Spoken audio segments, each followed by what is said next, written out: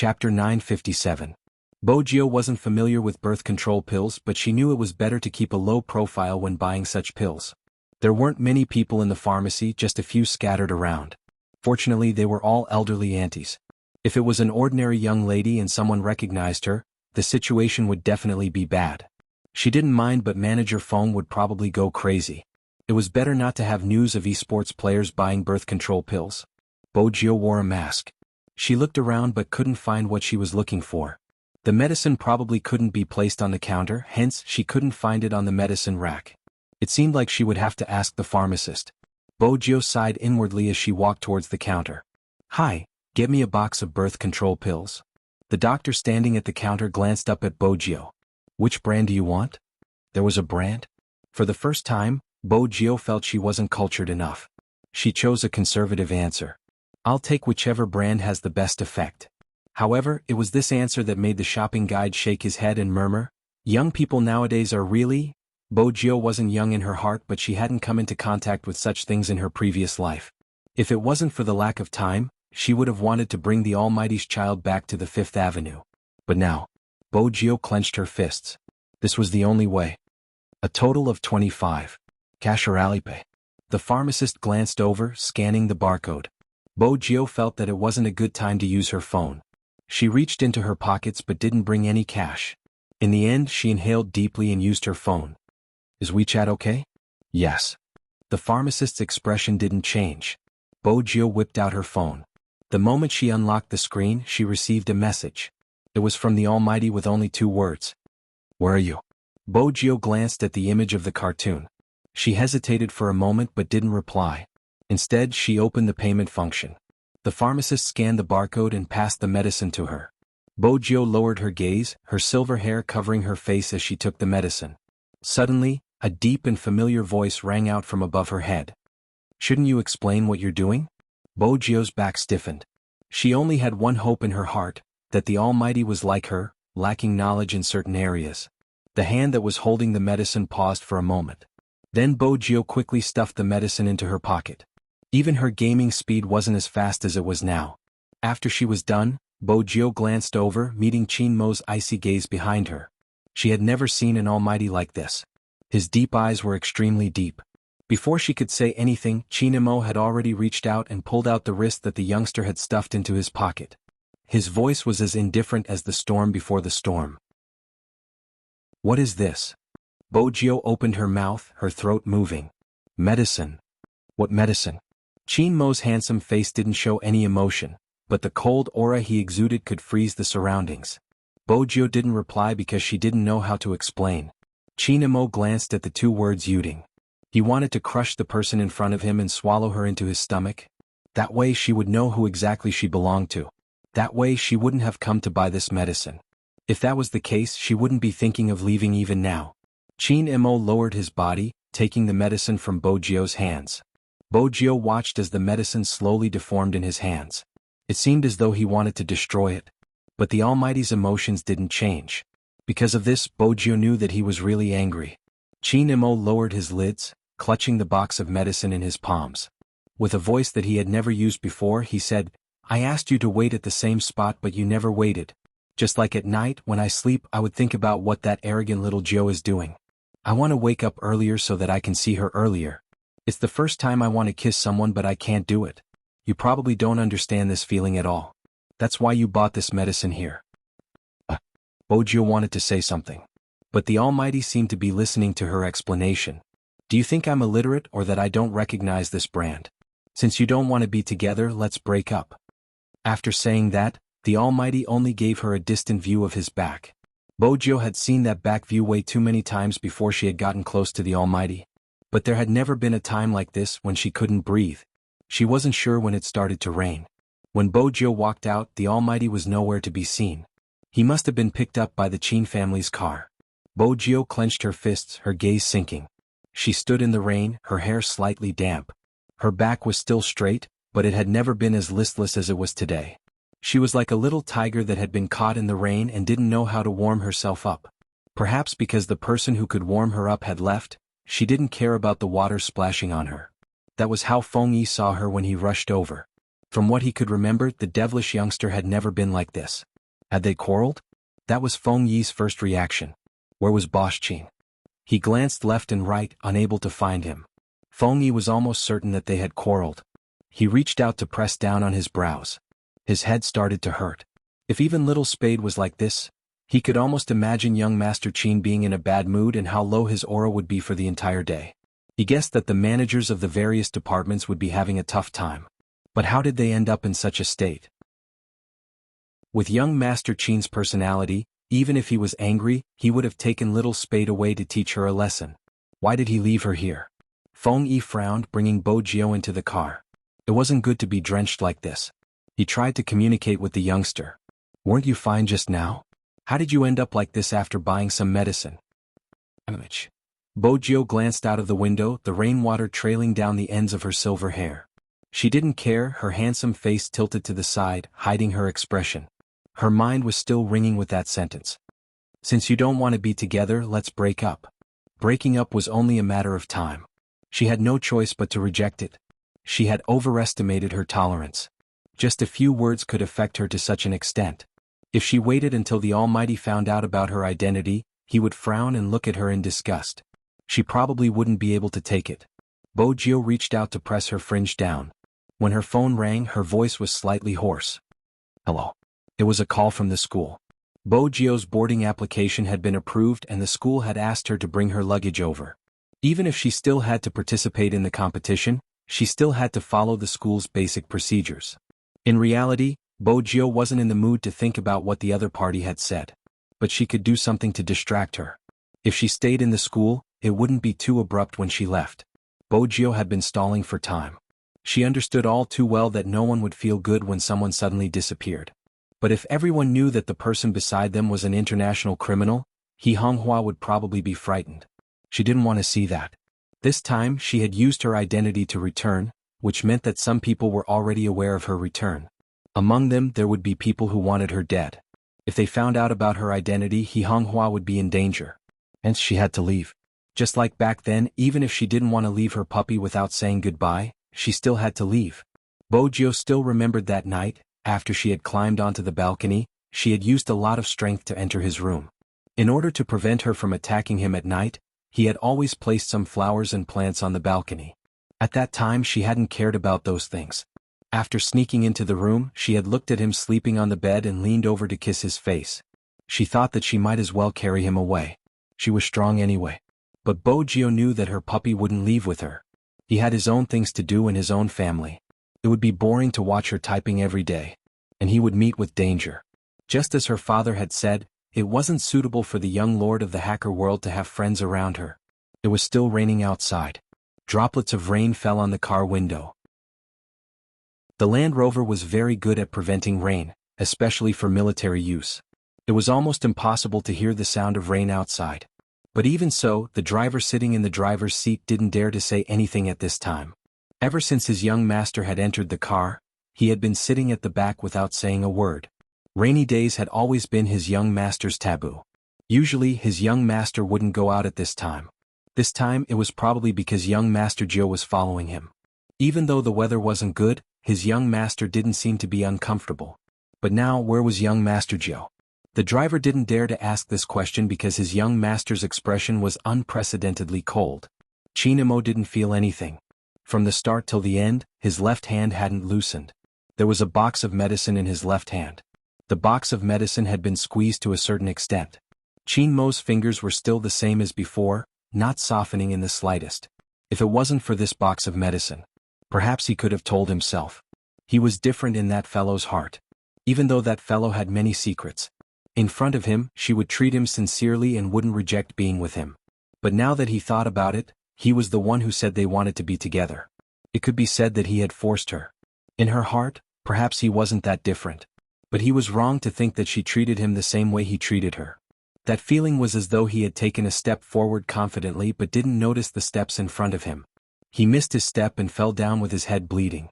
The pain was unbearable. Chinamo loosened his left hand and glanced at the car window. After the car reached the military courtyard, he remained in the same position. Movie Queen and had just finished shopping with He Honghua. She had wanted to sit with Gio for a chat, but when she opened the car door, only her son was left. What was this? Movie Queen arched a brow and looked at her son's face. Chin Imo alighted from the car, not caring if there were any raindrops on him.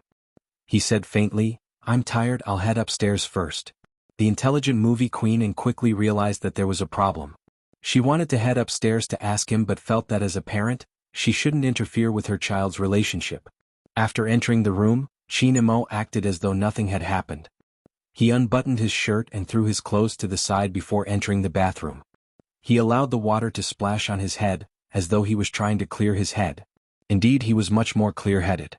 At the very least, he knew that person's true thoughts. In hindsight, what was so good about that person? She had never been willing to listen to him, much less take him seriously. When had he, Chin Imo, been so lowly? Chin Imo chuckled. But the smile didn't reach his eyes. The coldness in his body didn't seem to be dissipating. Instead, it became thicker after he came out of the bathroom. He sat there looking at his open laptop. His neck tilted back. Enough. It was indeed enough. But even though he said that, after Chin Imo came down from the stairs, Movie Queen noticed something different about her son. For example, he kept looking at his phone. He seemed to be waiting for someone's message. But when he saw the screen, his eyes dimmed again. When he finally received a message, it was from his secretary. "I'm going to the office." Chin Imo stood up. This was the first time he didn't want to have nothing to do. Time trickled by. Bojio was the last student to board the plane at number 1 middle school. The dormitory manager's expression wasn't any better. But she didn't make things difficult for him. The news of Bojio moving into the male dormitory spread through the entire number 1 middle school in an instant. Of course, it attracted many onlookers.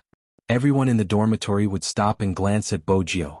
After all, the school hunk staying in the dormitory wasn't something they could be happy about. Moreover, he was an esports star. How many girls would be attracted to him? They didn't have any hope in the future. But there were some who were optimistic. With Bojio here, things would be easier. For example, a photo of the school hunk for 5 yuan. No one knew that Bojio had chosen to move in today because she didn't want to be alone. Chapter 958. The environment in the male dormitory could be described with 3 words: dirty, messy, and bad. Bojio carried her suitcase in. The person who was cooking instant noodles stilled. He hurriedly pulled out the plug and glanced to the side. It couldn't be, the school hunk was staying in our dormitory? There were 6 people in the dormitory, including Bojio. One of the other 5 was a thorny student from number 1 middle school. The thorny student laughed coldly. He still didn't like Bojio. He glanced to his left and right, intending to walk over in an imposing manner. But Bojio threw her suitcase up, stuffing one hand into her pocket. She was wearing her school uniform, her jacket half open. She stood sideways, looking as fierce as ever since she entered the school. Even her eyes were cold. "I'm not in a good mood today. Don't provoke me." The thorny student was even more displeased. Didn't she know there were rules in the dormitory? How dare she be so arrogant in his territory? What did she mean? "I say, do you still want to live?" Before the thorny student could finish his sentence, he reached out to grab the youngster's wrist. But the youngster twisted it cleanly. There was a loud bang. The thorny student was slightly dizzy from the fall. He glanced at the chandelier in the dormitory and shook his head. F***ck, why hadn't anyone told him that the top student was so good at fighting?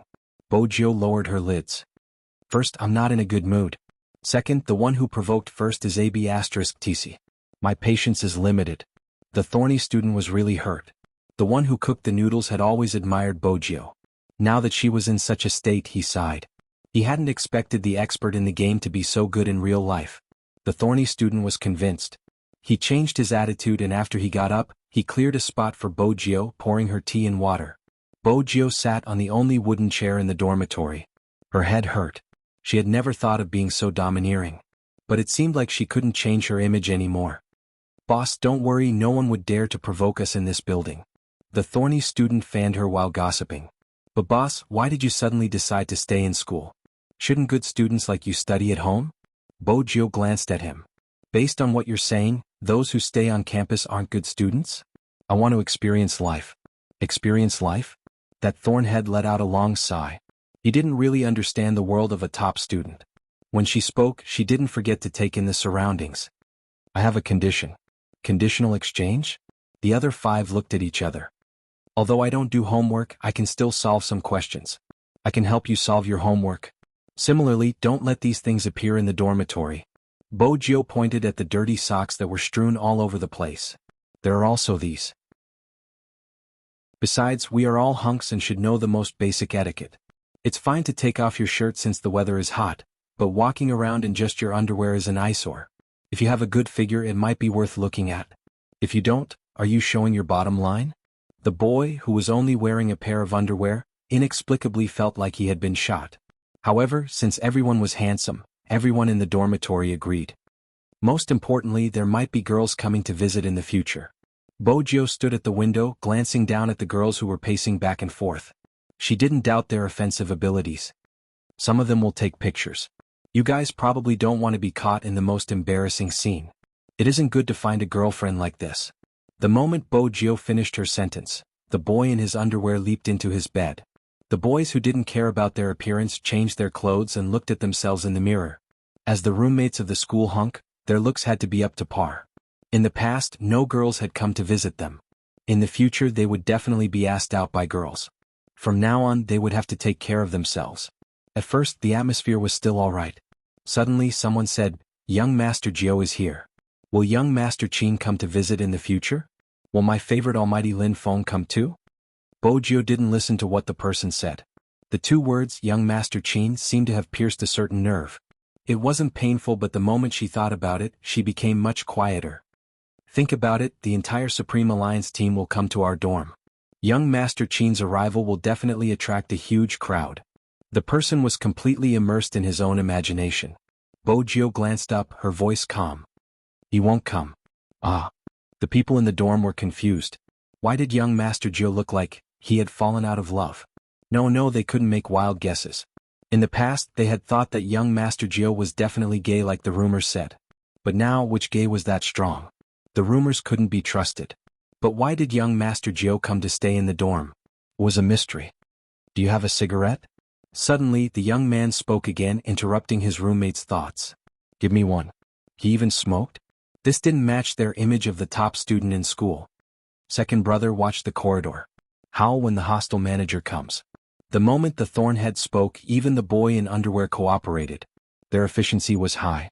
It was obvious that they had done such things often. Smoking had always been a group activity. It was normal for everyone to have a cigarette in the high school dorm. But it was hard for them to accept the fact that the school hunk smoked. Bojio didn't look at their shocked gazes. She tilted her head and lit the cigarette. She stood by the window, not wanting to move. Hey, don't you think the school hunk is a little listless? He looks completely different from when he beat me up. He's probably thinking about the competition. Didn't you see his cooperation with young Master Chin? Was amazing. Bojio turned at the mention of young Master Chin. Didn't I mention that I'm not in a good mood? You gave the entire dorm a show of strength the moment you entered. It was obvious you weren't in a good mood. But why? Do you want to know the reason? Bojio flicked the cigarette ash, her gaze deepening. The 5 roommates looked at the youngster, nodding in unison. Bojio glanced up, her voice cold. I was dumped by young Master Chin. Everyone. Didn't he say he wasn't gay? It was finally quiet. No one mentioned young Master Chin's name again. Bojio extinguished the cigarette and glanced at her phone screen. She hesitated for a long time but didn't send the message. Her roommates didn't dare to talk about her situation since young Master Gio's martial arts skills were too strong. But young Master Gio was probably the only one who could be so handsome after falling out of love. Bojio's mood didn't change even after 2 consecutive cigarettes. She leaned against the wall. Even if she wasn't handsome, she was still listless. The atmosphere in the room was heavy. Her roommates felt that since their new boss was here, they had to celebrate. Do you want to go out for a meal? The big plate chicken at the school entrance is a must-have. Bojio glanced at them. Indeed, she wanted to go out for a walk. Staying here like this made her feel stifled. Let's go. Bojio extinguished the cigarette and walked out. There was a new scenery in number 1 middle school today. The other 5 walked in front. The youngster stuffed her hands into her pockets and followed behind. She wore a black mask and lowered her head to look at her phone. The girls passing by felt their hearts go out of control.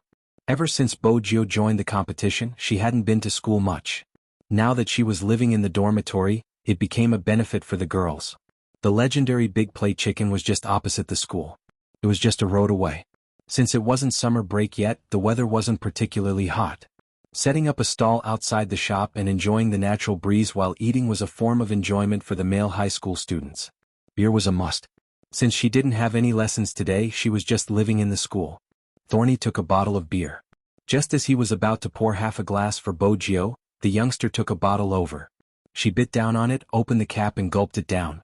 The 5 roommates were stunned once more. They watched as the youngster drank without a change in expression. Their school hunk was indeed a ruthless character. They probably noticed that Bojio was looking at her phone.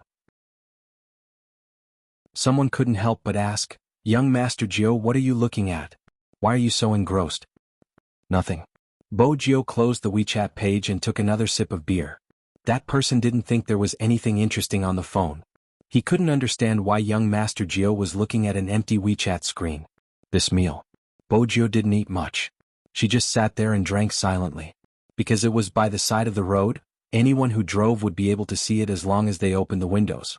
When she opened the 4th bottle of beer, Bojio paused. Bojio paused for a moment. It wasn't because of anything else, but because of the familiar military Land Rover that was driving over. The car plate was unique and there was only one in the entire Jiang city. Bojio recognized the car and so did her roommates. One of them blurted out, "Isn't that young Master Qin's car?" Only then did he realize something and shut his mouth. It was indeed a car Qin Mo often took. The windows weren't closed. They could clearly see that handsome and aloof face. The driver noticed them and paused for a moment. "Young Master, it's young Master Gio." Qin Mo glanced over at Bojio and said calmly, "Let's go." The driver was puzzled. Usually, young Master would ask young Master Gio to get in the car. But today, the roommates who were eating chicken were still thinking about young Master Qin's gaze. He must have looked over, but the next second, the Land Rover drove away. He turned back to look at the youngster's expression. Bojio didn't say anything. She retracted her gaze and ordered another bottle of beer. The roommates were dumbfounded. If they continued drinking, the lovelorn person would be fine, but all of them would collapse. Honestly, the school hunk was a little scary when he was lovelorn. On the other side, the Land Rover was still driving forward. It wasn't going fast. Firstly, the driver was still in shock. Secondly, his young master's gaze was on the rearview mirror. He didn't urge him to drive faster. Instead, he seemed to be waiting for someone. Qin Mo was indeed waiting for someone. He glanced at the rearview mirror, hoping to see the youngster chasing after him. But he didn't. He had glanced at his phone countless times today. He had told himself that as long as that person sent him a message, regardless of what was important to her, he would try not to be too domineering. Once again, reality hit him. That person didn't care about him at all. Feelings were similar to multiplication. As long as one side was 0, the result would be 0. Qin Mo tilted his head, his gaze lowered. The driver wasn't sure what his young master was thinking. He kept staring at the rearview mirror until they left the road. Then his gaze changed. However, it became even more lifeless. It was as though he had returned to the time when he had known young Master Gio. He wasn't interested in anything. His emotions were indifferent. His gaze was indifferent too. This kind of young master was really worrying. The scenery outside the car window retreated. Time trickled by. Bojio didn't continue drinking. She took out her wallet to settle the bill. She glanced at her roommate who was still vomiting in the corner. She stood there and lit another cigarette. She had never smoked so much before. Even when she was on her period, she would only smoke half a cigarette to relieve the pain. But it didn't seem right not to smoke. Perhaps she had never expected that person to treat her like an ordinary person, brushing past her with such an indifferent expression. Her heart tightened. This should be the lightest punishment. When the Almighty found out about her true identity, would he be 100 times colder? No one could predict it. She should do something else to stop herself from thinking about it. That way it wouldn't be so boring. It would be more natural for them to meet again in the National League. Bojio knew that she wasn't being fair. But the Almighty might not know that he liked her in her high school facade. In reality, the real her wasn't that innocent. Underneath this facade, she was an international criminal. He had said that he would capture Z personally and send her to jail. Bojio didn't regret taking this path. But sometimes she would think that it would be great if that person could accompany her on this path. But Bojio knew that they were destined to walk different paths. Their methods were different. The Almighty followed the law. And she used her own methods. If it was possible, she hoped that in his heart she would be the person he wanted to separate from and not a criminal, Qin Group Club. Numerous laptops were switched on at the same time. A meeting was being held in the meeting room. Anyone with eyes could see that Boss Chin's pressure was lower than any other day. It was probably too low. He wasn't even paying attention during the meeting. But to them it wasn't that bad. Other than the slight fear, everything else was fine. The moment the words "meeting ended" were heard, the managers fled the scene hurriedly. Feng Yi had wanted to talk to him about Little Spade, but from the looks of it, anyone who mentioned that name wouldn't have a good ending. Chapter 959. Qin Emo still remembered when he received this lighter. He couldn't wait to hold it in his hand and play with it several times. He couldn't get enough of it and liked it no matter how much he looked at it. He didn't want anyone else to touch it except him, so he always carried it with him. Qin Emo knew very well that the girl didn't know what day it was. From her wandering eyes, it could be seen that she had forgotten everything, and her guilty conscience could be seen. The next day she gave him such a thing. It was because the girl was the one who gave him the lighter that he couldn't bear to part with it. But at the end of the day he had used some tricks to get this gift from her. Qin Mo's fingers tightened and his eyes deepened. Captain? Coco had just finished a live broadcast and was still wearing his uniform. He wanted to take advantage of the break to come in to rest and seek comfort from his captain. As the person who carried the external publicity of the entire team, Coco would sometimes appear in the company. But he hadn't seen Manager Feng today, so he didn't know how Qin Emo was feeling today. After hearing the sound, Qin Emo glanced sideways. Coco sat on the sofa, his tiger teeth exposed. He reached out and tugged at his shirt. Captain, next time when you answer questions in the live broadcast, you and Little Spade should go. 80% of the people are asking me if you are really together. I said you are brothers, but they didn't believe me. I'm not good at lying, so I almost exposed you. Coco spoke for a while. Seeing that his captain didn't even look at him, he hopped over, holding a bag of yogurt in his mouth and looking at Qin Emo. The captain didn't even look at him. He was holding something in his hand. Coco looked for a while. He really didn't understand what was so good about this little thing. Why would the captain look at it for so long? After drinking the yogurt, Coco threw the bag away and asked curiously, "Captain, what is this?" Coco's question seemed to finally pull Qin Mo's eyes back. Lighter. Qin Mo's voice was very calm, as if the thing in his hand was nothing special. Coco widened his eyes. This is a lighter? The shape? It looks good. Where did you buy it? Qin Emo remained silent. But even so, Coco didn't notice that his captain was in a bad mood. He continued to look at the pure silver lighter. The more he looked, the more he liked it. Let me try lighting a cigarette? Why are you lighting a cigarette? Qin Emo arched a brow and threw the cigarette lighter to the side. Such an ugly thing. Ugly? Coco looked at his captain's side profile.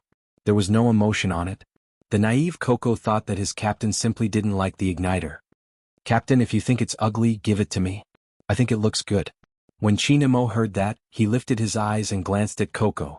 Her gaze was so cold that Coco's scalp went numb. He thought he had said something wrong, and his left hand felt like it was frozen. What did the captain mean? He had already said that it was ugly. Doesn't that mean I don't like it? Why was she looking at him as if she wanted to chop off his hand in the next second? Just when Coco thought that the captain would say something to him, Coco's eyes widened. A cold and indifferent voice rang out again. Up to you. Up to you? Did the captain mean that he could take the lighter away? But that wasn't what the captain's gaze said. Coco confirmed again. Can I really take it away? Didn't I say up to you? Qin Emo sat on the sheepskin office chair. His slender and fair fingers flipped open the contract beside him. He had a handsome face, but there wasn't a trace of warmth in his voice. Instead, it was cold for no reason. Coco saw that his captain's expression was really unfriendly. He could only shut his mouth and tentatively reached out to touch the electronic lighter. Seeing that there wasn't any reaction, he gathered his courage and put it in his pocket. He turned to leave. Qin Emo, who was sitting on the office chair, paused for a moment. When he came back to his senses, the words came out of his mouth. Put it back. Coco turned back to look at his captain. His gaze was a little shocked. After all, his captain had never gone back on his words. After Qin Emo met Coco's gaze, his voice became faint. You can choose another one. Didn't you always like the mouse I used before? When Coco heard this, his focus immediately shifted. He put the lighter on the table and said excitedly, Captain means that I can take that mouse. And Qin Emo said, holding the lighter in his hand again. Of course, Coco saw this scene. He was very puzzled. What did the captain think of this lighter? If he said it wasn't important, why did he treasure it so much? One had to know that the captain's mouse was a limited edition. Whether it was the feel or the appearance, it was first class. In the past, he wouldn't even let him touch it. Now, in order to keep the lighter, he directly abandoned the mouse. If he said it was important, just now the captain seemed to want to throw it away. What was going on? Before Coco could figure it out, he was picked up by Feng Yi, who came to arrange work. Along the way, Coco told everything he saw to their manager. He wanted Feng Yi to help him analyze what was going on. After listening, Manager Feng frowned even more. It seemed that he still had to have a good talk with those two people. In the CEO's office, without Coco, everything seemed unusually quiet. Qin Mo glanced at the lighter in his palm and slid open the phone screen. There was still no message in the WeChat dialog box. When Feng Yi pushed the door and walked in, this was the scene he saw. "Since you want to contact him, why don't you call Little Spade directly?" Hearing this, Qin Mo looked up at him, even his voice was cold.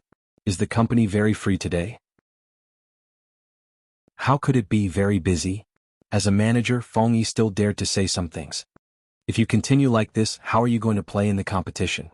Besides, Little Spade usually listens to you. Is there a misunderstanding?" Qin Mo didn't say anything. Feng Yi continued, "In a relationship there are some things that have to be said clearly. It's useless for you to sit here like this." Qin Mo sat back and pulled off his tie, full of abstinence. "The door is behind you." That meant that he could go. Feng Yi shut his mouth but felt that it was necessary to clarify. "What exactly are you angry about?" This was a question without an answer. The man in front of him was still looking at the contract in his hands, cold and without a trace of space. Feng Yi knew that he wouldn't be able to get anything out of him even if he continued asking. He glanced at the lighter that Coco had mentioned. It was obviously too important, hence even though he was angry he didn't throw it away. It should be from Little Spade. It seemed like he had to put in more effort to find out the reason. As the manager of the club, he didn't just have to guard against his players dating outsiders, he also had to guard against them dating insiders. "You don't have to worry about my condition." Feng Yi waited for Qin Mo to speak, but he didn't say the reason. Instead, he said faintly, "There won't be any problems in the competition." At this point, Feng Yi didn't know what else to say. He could only solve the problem from the side. To solve the problem from the side was to ask the other party. After leaving the office, the first thing Feng Yi did was to call Bojio. The youngster's phone went through but no one picked up. Feng Yi pressed his head, unaware that Bojio had drunk alcohol in the afternoon. Bojio drank around 10 bottles of Budweiser alone. After finishing, she returned to the dormitory and climbed onto the bed. She slept on the upper bunk, which was much quieter than the lower bunk. Classes started on Sunday afternoon. Bojio wasn't in the mood to go to class. She got on the bed, opened the quilt, and covered her head with it. She listened to the sound of rain outside.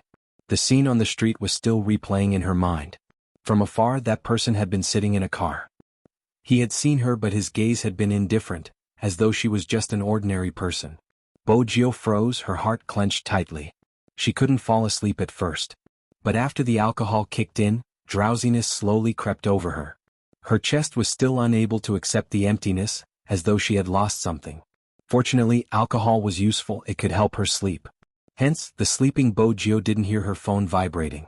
Her roommates didn't dare to disturb her, but when the phone kept ringing, they guessed that something had happened. Thorny's roommates first looked at the caller ID. The name, Fox Phone, was especially eye-catching.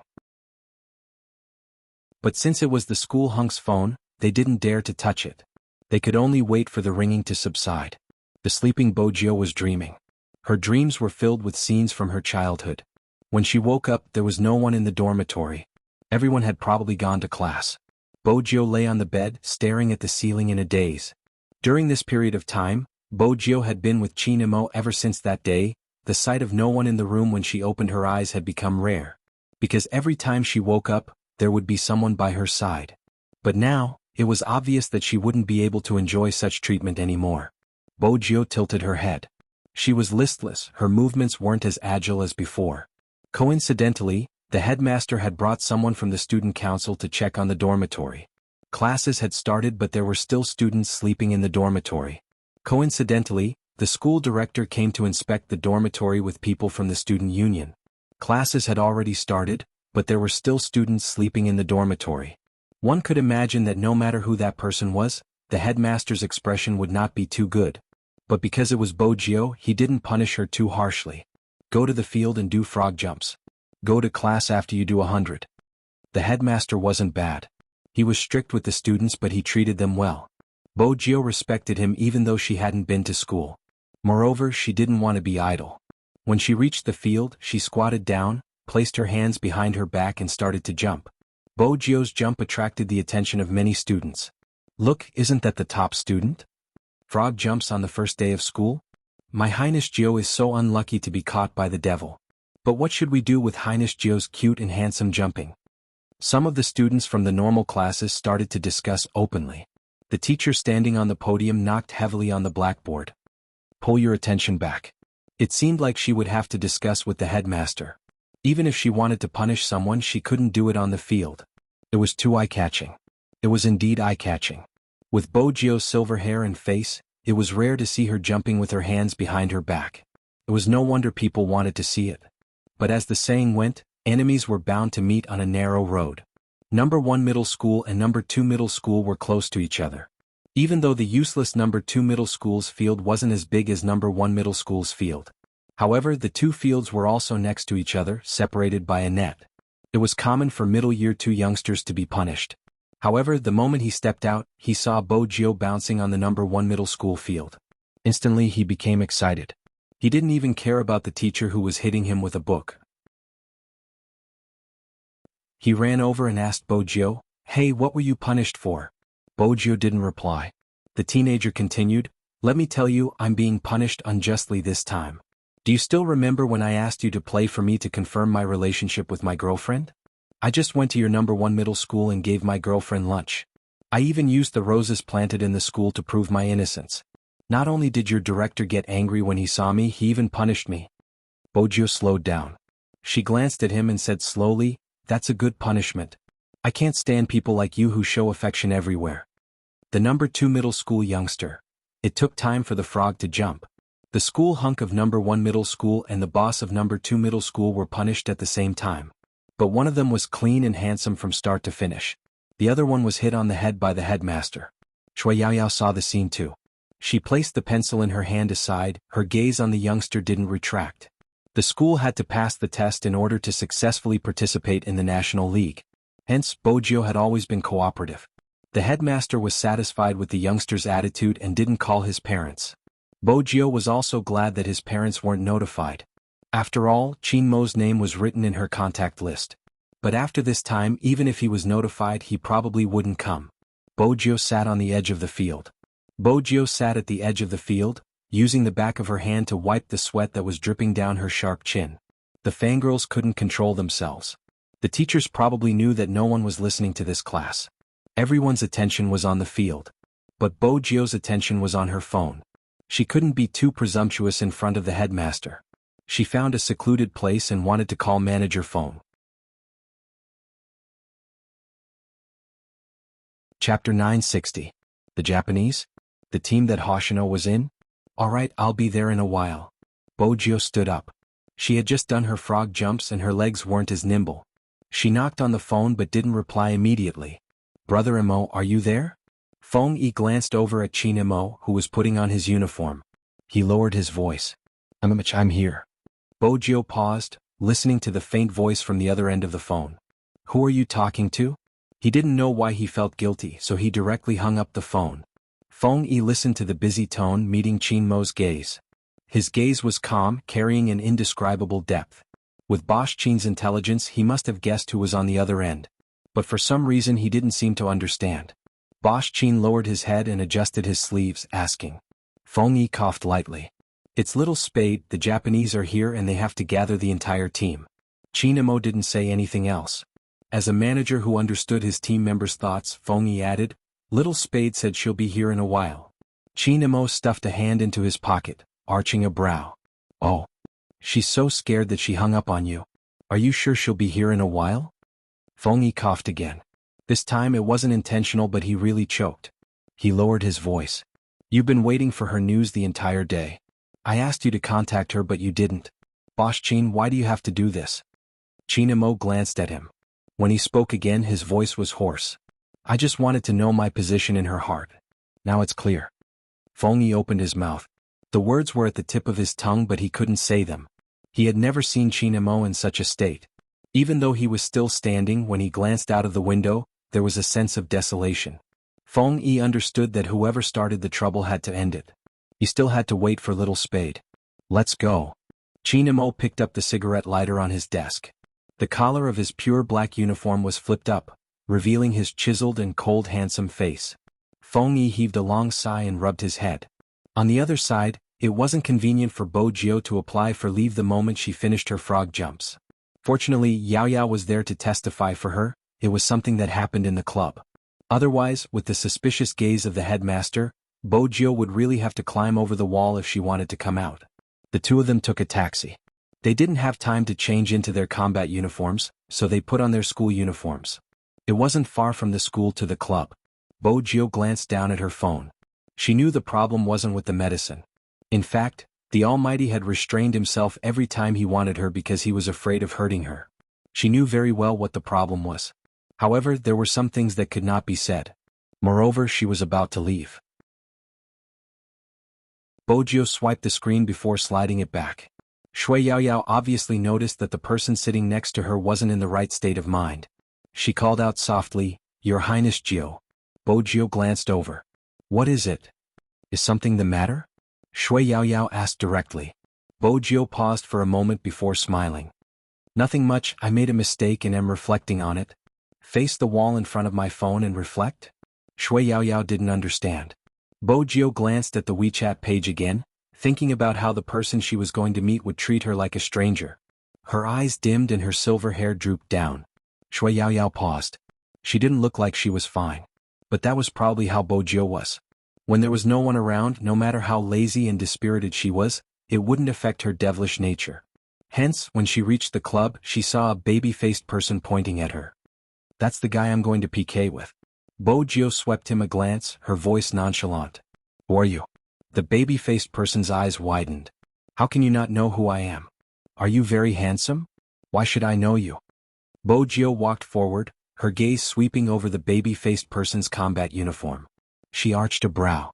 The baby-faced person noticed her gaze, straightening his body. "You should know now, I just defeated one of your members. How is it? Do you want to PK with me?" Bo Jio paused, a hint of a smile on her face. "I'm the first official member of our team to arrive. Is there anything to be proud of when the Japanese's first member defeated our reserve team?"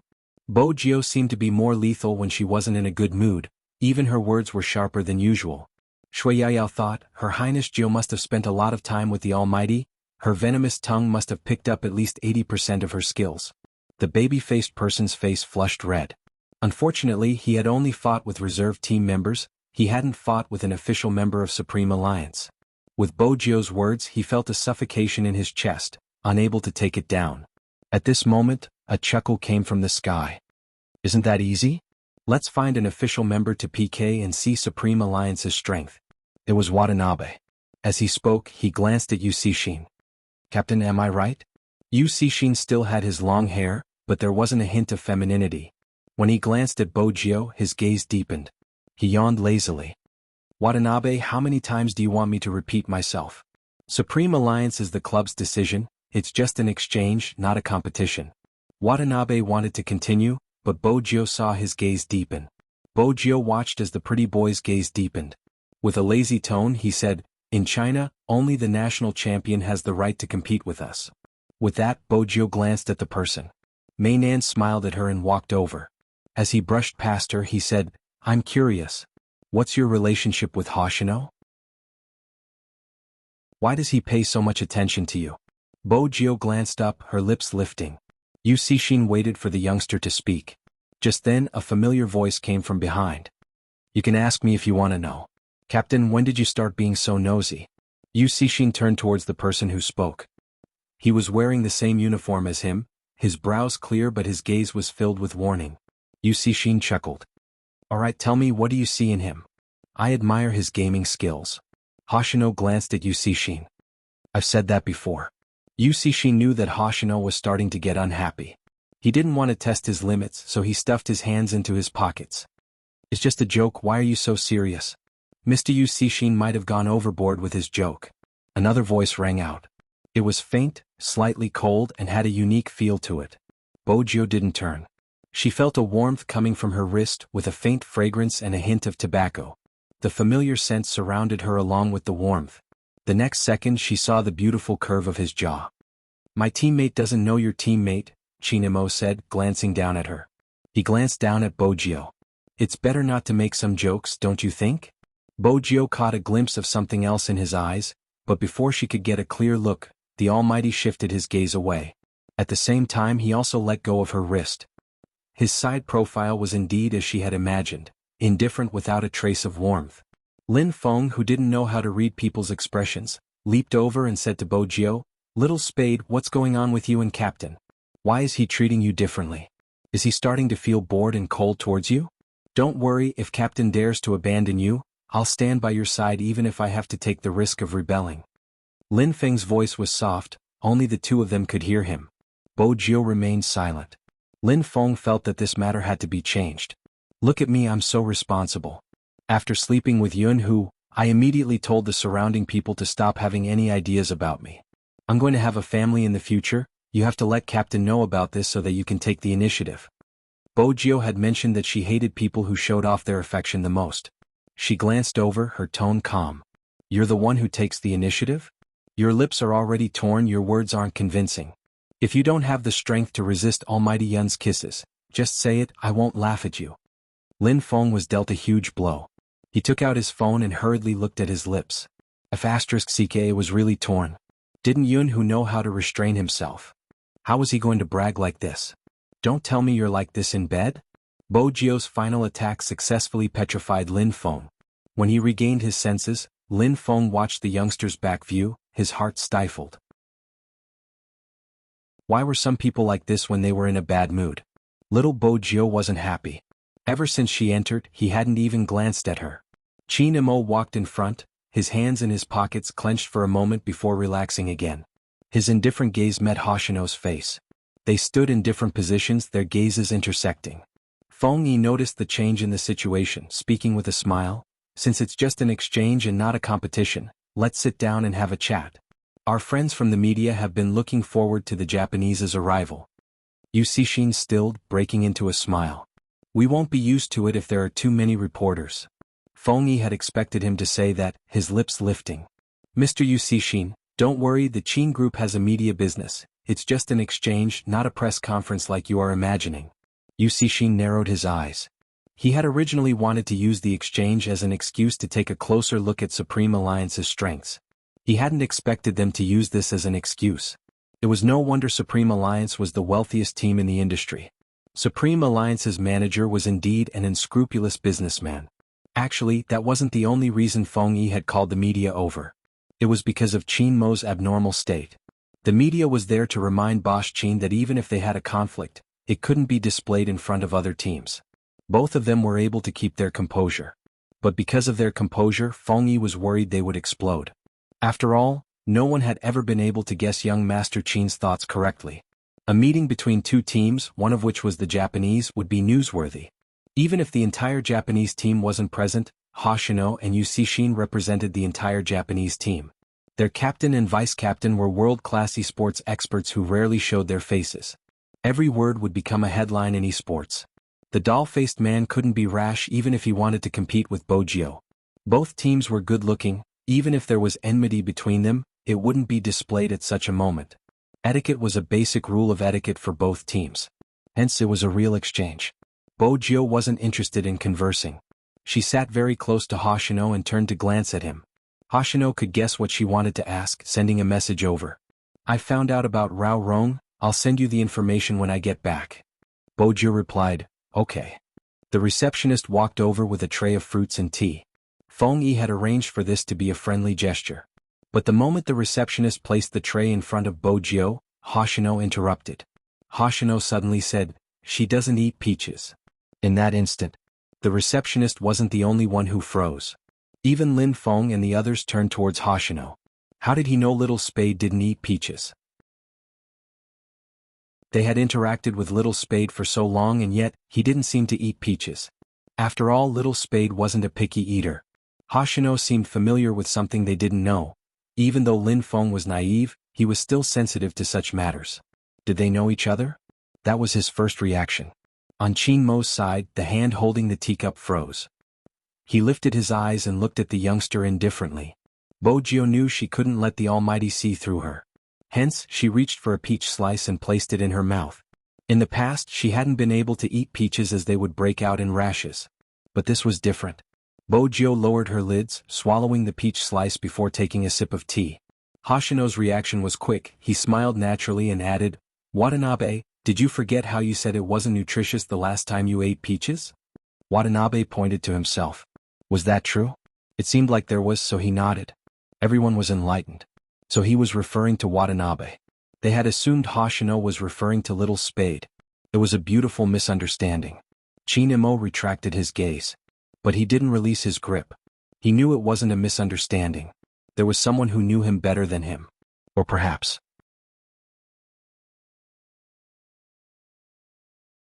Chapter 961. Chinmo's gaze turned cold. There was an obvious change in the atmosphere. His pitch-black eyebrows were raised and his expression was frosty. Sitting beside him was Lin Feng, the one who didn't know how to read people's expressions. He turned towards Hoshino. "I heard from Mr. Hoshino that you admire our Little Spade?" Hoshino didn't avoid the question. Instead, he turned to Bojio and smiled faintly. "Yes." When Hoshino said the word, "yes," Chinmo's gaze deepened. Lin Feng still wanted to ask something, but he was stunned by the cold aura emanating from his captain. He could only shrink his head back.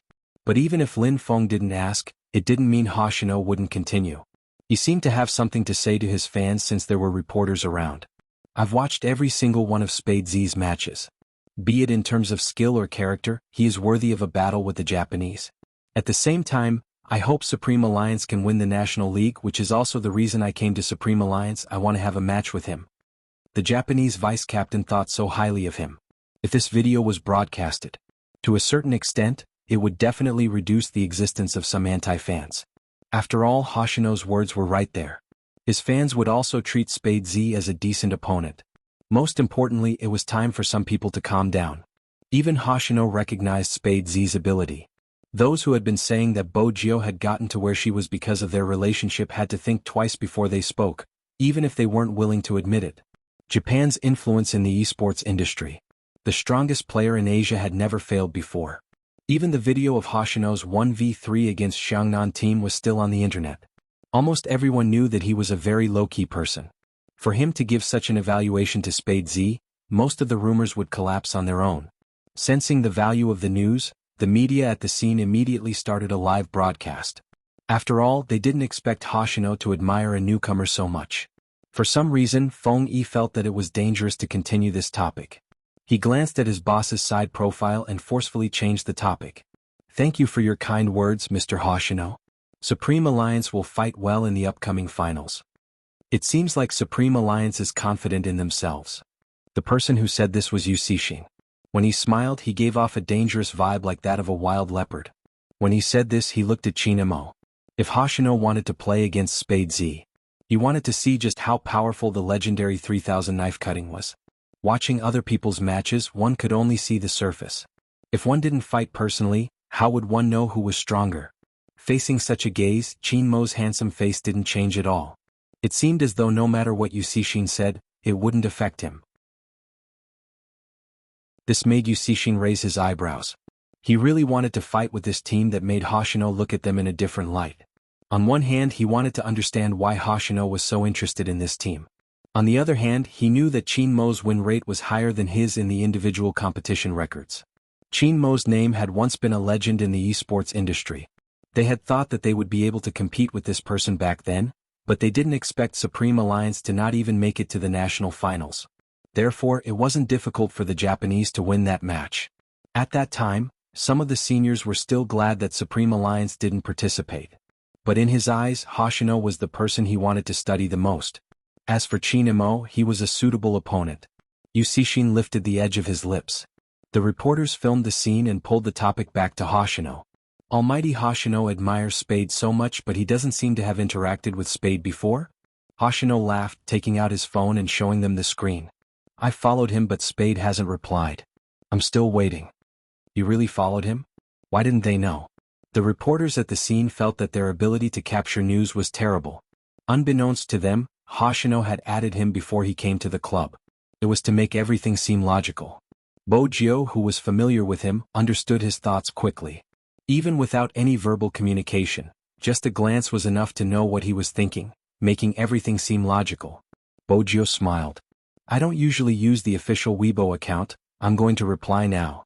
With that, she took out her phone, her slender and fair fingers unlocking the screen.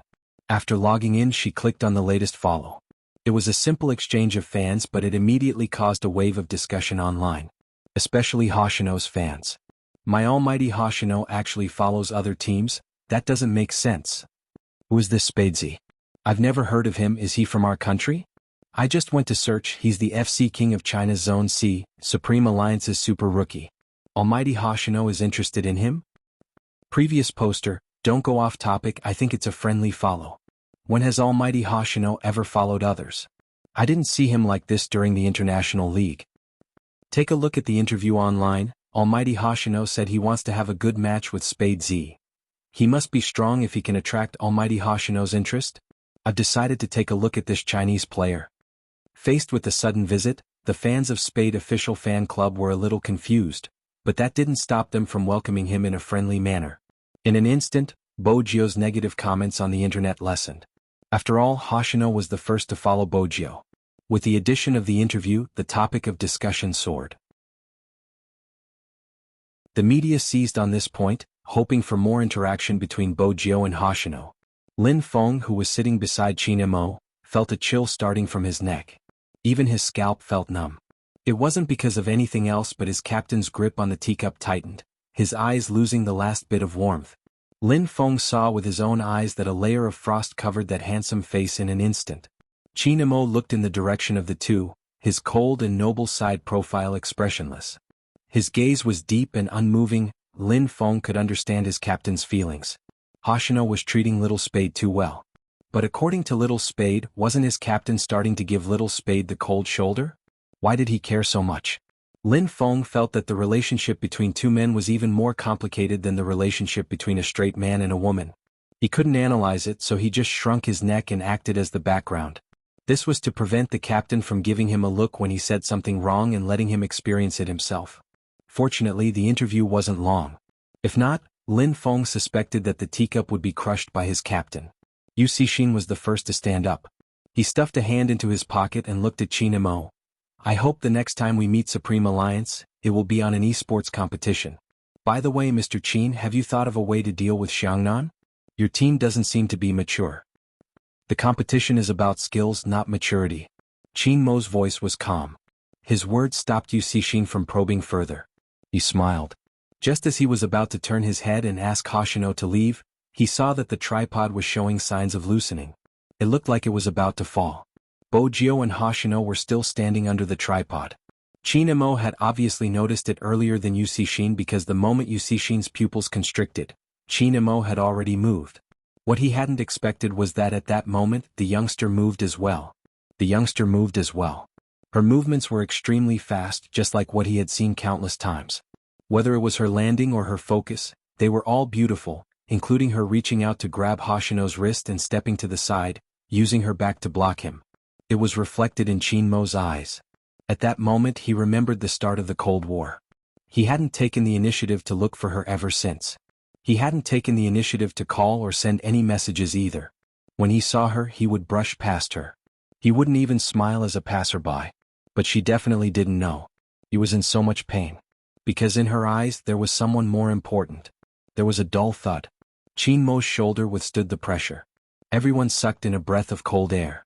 Even the staff member who was originally in charge of the camera showed a terrified expression.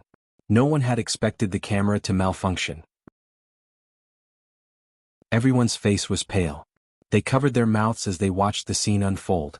When Bojio heard the noise, she turned over and saw the Almighty standing behind her, blocking the thing for her. He looked into her eyes, his thick brows furrowed slightly from the pain. His aura was burning brightly. His eyes were as clear and deep as the sea, tinged with a faint ink that could drown a person. His handsome face gradually turned pale under the light. The paler his skin was, the harder it was for people to look away from him. It was as though she could see his thoughts through his skin. Bojio suddenly realized something. She let go of Hoshino and stood up, opening her mouth to explain. Chinemo had already kicked the camera away, heading towards the exit, leaving her with nothing but coldness. This time Bojio didn't hesitate. She chased after him. Hoshino chuckled, straightening himself and turning to the dumbfounded crowd. I never expected Spade Z to be so skilled in real life. Fortunately, Hoshino was there to smooth things over. Otherwise, Feng Yi wouldn't know how to continue the conversation. The Japanese had met with an accident in their territory. If the news got out, the consequences would be dire. Right now, Feng Yi was thankful for Little Spade's subconscious action. If it had been the other way around and Hoshino had protected Little Spade, Supreme Alliance would have been embroiled in a series of fights between anti-fans. The consequences would have been dire. Yu Cixin's emotions had already changed. He immediately rushed over and pulled Hoshino over. His voice was a little deep. How are you? Are you hurt? I'm fine. Hoshino turned, smiling faintly at Feng Yi. Fortunately, Spade was here, help me thank her. Yu Cixin's gaze dimmed. He glanced at the camera, his expression dark. But that was it. The media reports were basically about an accident during the interview and how Spade Z had protected Hoshino. Feng Yi's situation was much easier to deal with, but he was more worried about young Master Qin's health. Even if he hadn't used much strength, the back of young Master Qin's shoulder should have been red. But that wasn't the main point. The main point was young Master Qin's back view, which seemed to have lost all his warmth. But what Feng Yi didn't expect was that even so, that person still maintained a trace of rationality. No, that wasn't right, it wasn't rationality, it was more like digging 3 feet into the ground to find a person. Because when he received the call, the voice on the other side of the phone was extremely cold. Go check who touched the camera's tripod. I'll go check the video now. Feng Yi knew that this happened because of his incompetence as a manager. But he didn't expect such a problem to happen in the Qin Group Club. After all, no one in Jiang City dared to do such things in front of the Qin family. But Feng Yi wasn't sure if this incident was targeted at the Supreme Alliance or Little Spade. But no matter which one it was targeted at, in young Master Qin's eyes, it was probably a death sentence. Other than Chinemo, it was obvious that Hoshino and Yu Cixin had realized something. The former was worried that this attack was targeted at Z. She had experienced too many similar incidents and was worried that this attack was targeted at Z. The latter was born in a country, his beast-like instincts made it hard for him not to think of conspiracies. But Yu Cixin knew that such a childish attack wouldn't be targeted at his identity. That position was either to disqualify Hoshino or to disqualify Spade Z. Based on the current situation, the latter was more likely. If Spade Z and Chinemo hadn't blocked it, Yu Cixin would have suspected Supreme Alliance. But on second thought, if one of them was injured here, Supreme Alliance would suffer the greatest loss. Hence, this attack was definitely targeted at Spade Z. Yu Cixin raised a brow. With the youngster's skills, he could have easily avoided the tripod, but because he was afraid Hoshino would be injured, he used his back to block it. Was this really Spade Z's reaction after analyzing the pros and cons and not his instinct? If it was instinct, Hoshino and this Spade Z? Yu Cixin narrowed his eyes. He didn't know that Hoshino was hiding something from him. Time trickled by. Bojio rushed out and watched as the person hung up the phone. Without turning back, she held onto the railing with one hand and jumped over. But the person was already in the car and didn't seem to have any intention of stopping. Bojio rushed over, her long legs blocking the car door. Her eyes were dark and she was about to speak.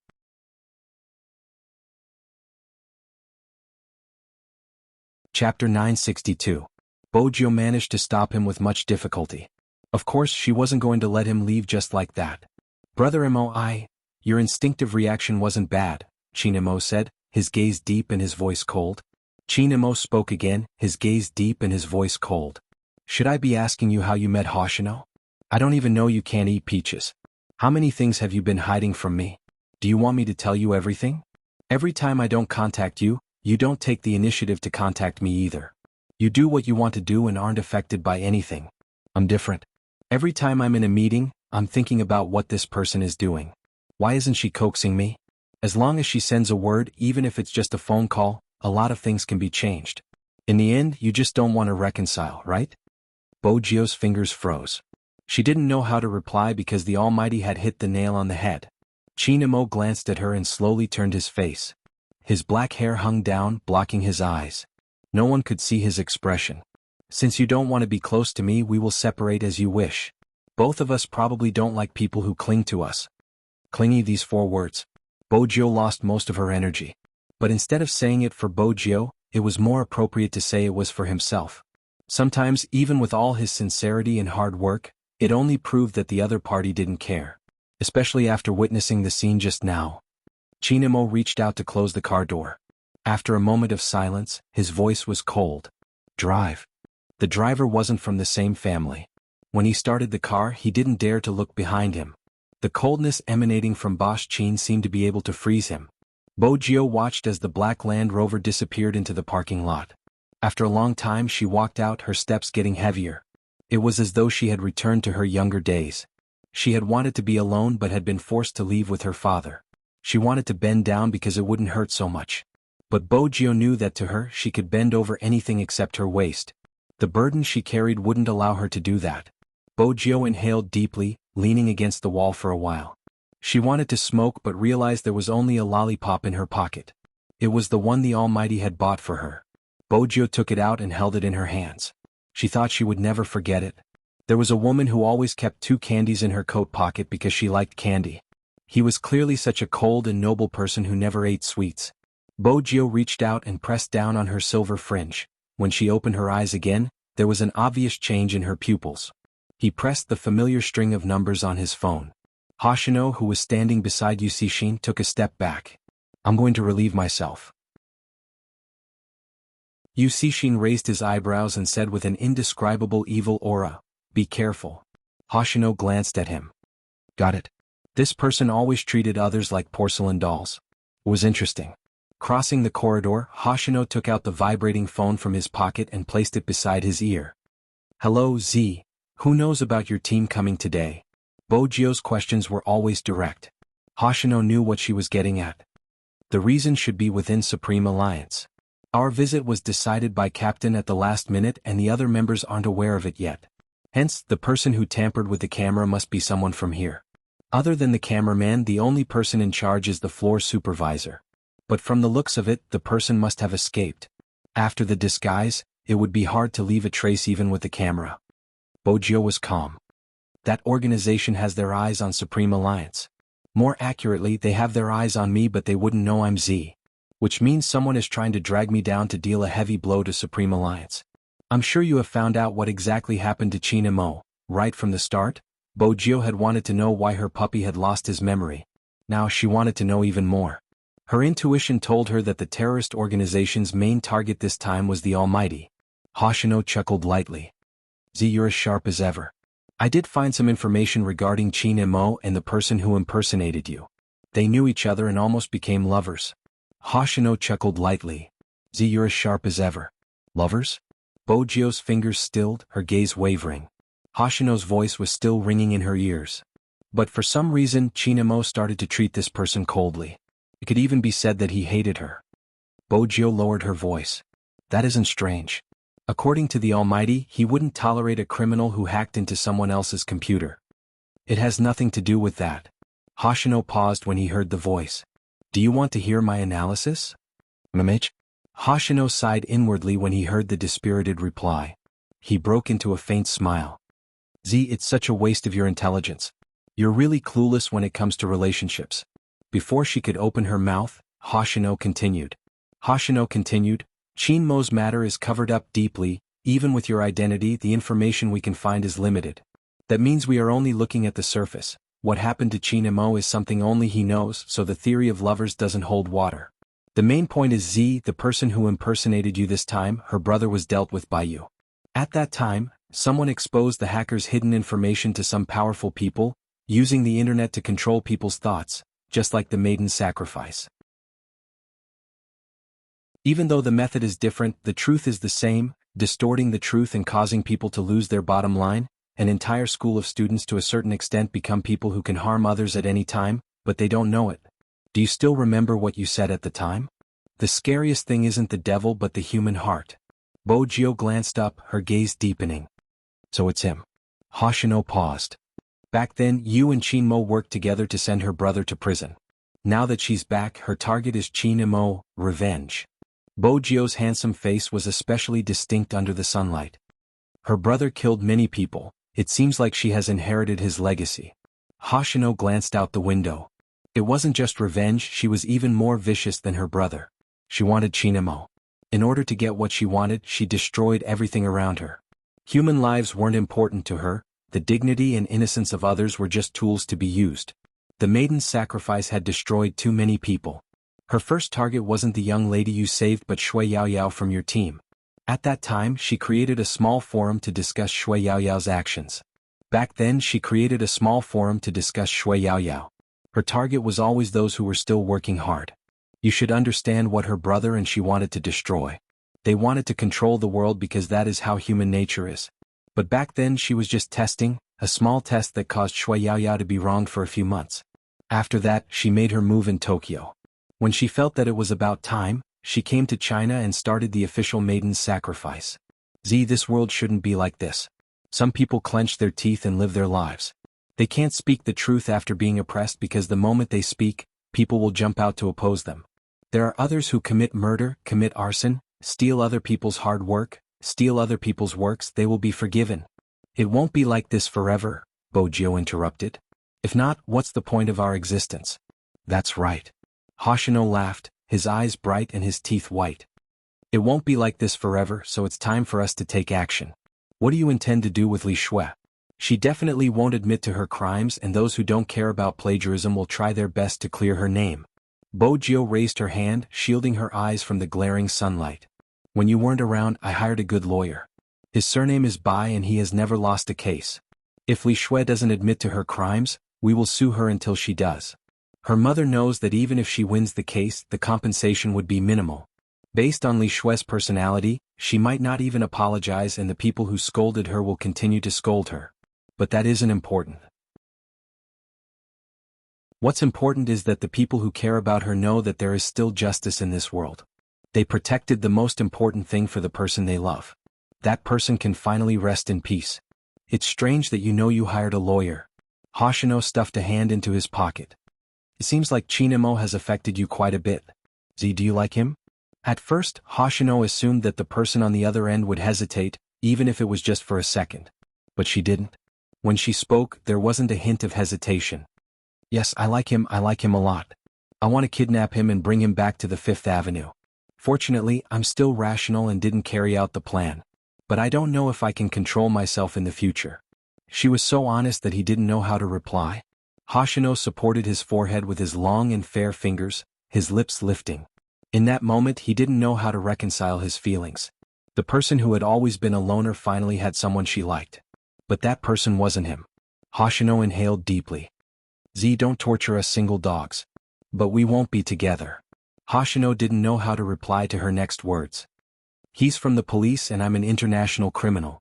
In the movies, princes and princesses are always together, which prince and evil dragon are together. The prince will only kill the evil dragon but the Almighty won't kill me. I'm so handsome, he won't want to see me or hide far away from me. It was worse than this. Bojio didn't tell Hoshino her last sentence. Instead she changed the topic. Do you have a photo of that person? Hoshino knew who she was referring to even without Bojio's explanation. There are only some blurry ones. She is like her brother, never leaving behind any photos. But do you remember the address you gave me previously? It's an internet cafe beside Chinmo's university. She should be staying nearby. She might even be staying in school. Bojio's eyes twitched. She rented a house outside but doesn't stay there. When she isn't on a mission, she stays in school. Even if she is on a mission, the school's network would be more convenient since the public IP isn't easy to locate. Hoshino caressed his phone. You think she's a student? 90%. Bojio glanced down at the lollipop in her right hand. If she's a student, it would be a useful disguise for her. Besides, the university isn't far from number 1 middle school, making it easier for her to locate her target and help her. More importantly, it's Chinmo's school. You mentioned that if she wants to get him, the best way would be to become his schoolmate or join Supreme Alliance like I did. There are only 2 females in Supreme Alliance, me and Yao Yao. That eliminates the possibility of her being in Supreme Alliance. The only other possibility left is that she's his schoolmate. Hoshino retracted his gaze from the window. I understand what you mean. I'll focus on the investigation. Someone is coming, take care of yourself. I'm hanging up. MMH. Bojio hung up. She glanced at the phone screen. She resisted the urge to call Chinemo. She continued to use the method to keep herself busy. But this time, while she was busy, Hoshino's words kept flashing through her mind. They had almost become lovers. Which meant that the Almighty knew her. But the Almighty seemed to have forgotten about it. How did that happen? What exactly happened back then? Since Hoshino hadn't been able to find anything, she could only hack into the data of some special forces. And since that person liked to impersonate her so much, she could only use her own methods to prove who was the real one. Now that she knew her target was the Almighty, she couldn't let that person continue to roam free. She had to settle this matter before she left. Even if the Almighty didn't want to talk to her anymore, the sun moved west. The black Land Rover didn't drive back to the Chin family's house. Instead it stopped at a bar. The bar was near the school. Chinamo didn't look at his injured back. He sat at the bar counter, tugged his tie, and ordered a row of drinks. The driver had already been sent away. Chinamo didn't show much emotion even when he was drinking. But his elegant and handsome side profile was clearly much colder. He drank one glass after another, as though that was the only way his back wouldn't hurt so much. He thought that the guy must not have even noticed that he was injured. Because at that moment she probably only had Hoshino in her eyes. Chinamo laughed softly. His lips were slightly lifted, but there wasn't a hint of a smile. Instead, there was a sense of decadence and loneliness.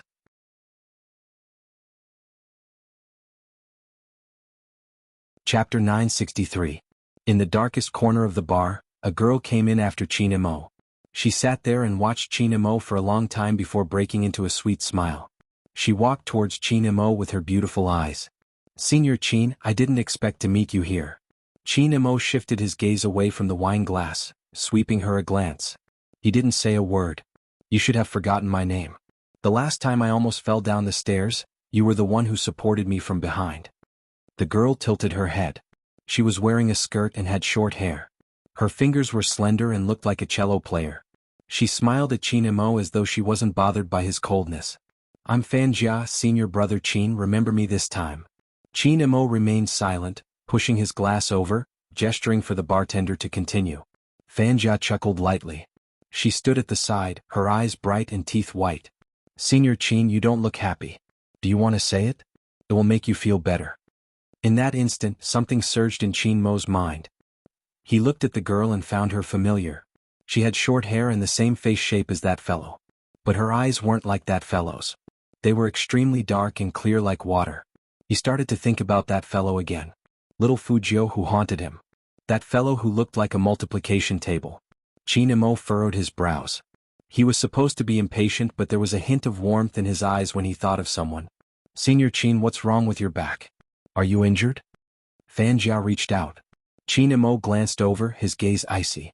"It doesn't seem to have anything to do with you." Fanjia blushed but didn't get angry. "I'm just worried about you." When Chinamo heard this, he stood up, picked up his jacket and made a call. He didn't know who he was calling, but he said faintly, "I drank too much, come and pick me up." Lin Feng was baffled when he picked up the call. After all, he never thought that his captain would call him. It seemed like he really had too much to drink. Lin Feng's heart churned. He had witnessed the entire scene today. The unhappiness between his captain and Little Spade was obvious. Little Spade was really a withered spade. Between being punished by his captain and being a loyal brother, Lin Feng chose the latter and called Bojio. "Hello, Little Spade? Don't say I'm not loyal, there is a bright path for you to sleep with Captain again. It depends on your courage." Lin Feng crossed his legs as he spoke. "Captain is drunk. His coordinates are at the bar next to a university. He's getting someone to pick him up. Do you want to go?" Bojio didn't hesitate. Her reply made Lin Feng mutter, "Aren't you afraid of death? Only you would dare to target Captain." "I'm near a university, it's convenient to head over. I'll take a cab now." She added, "In the future, if you wish to sleep with Almighty Yun, I'll help you." Lin Feng roared in his heart. "I'm a straight guy, I don't want to sleep with my own brothers." Unfortunately, the phone had already been hung up.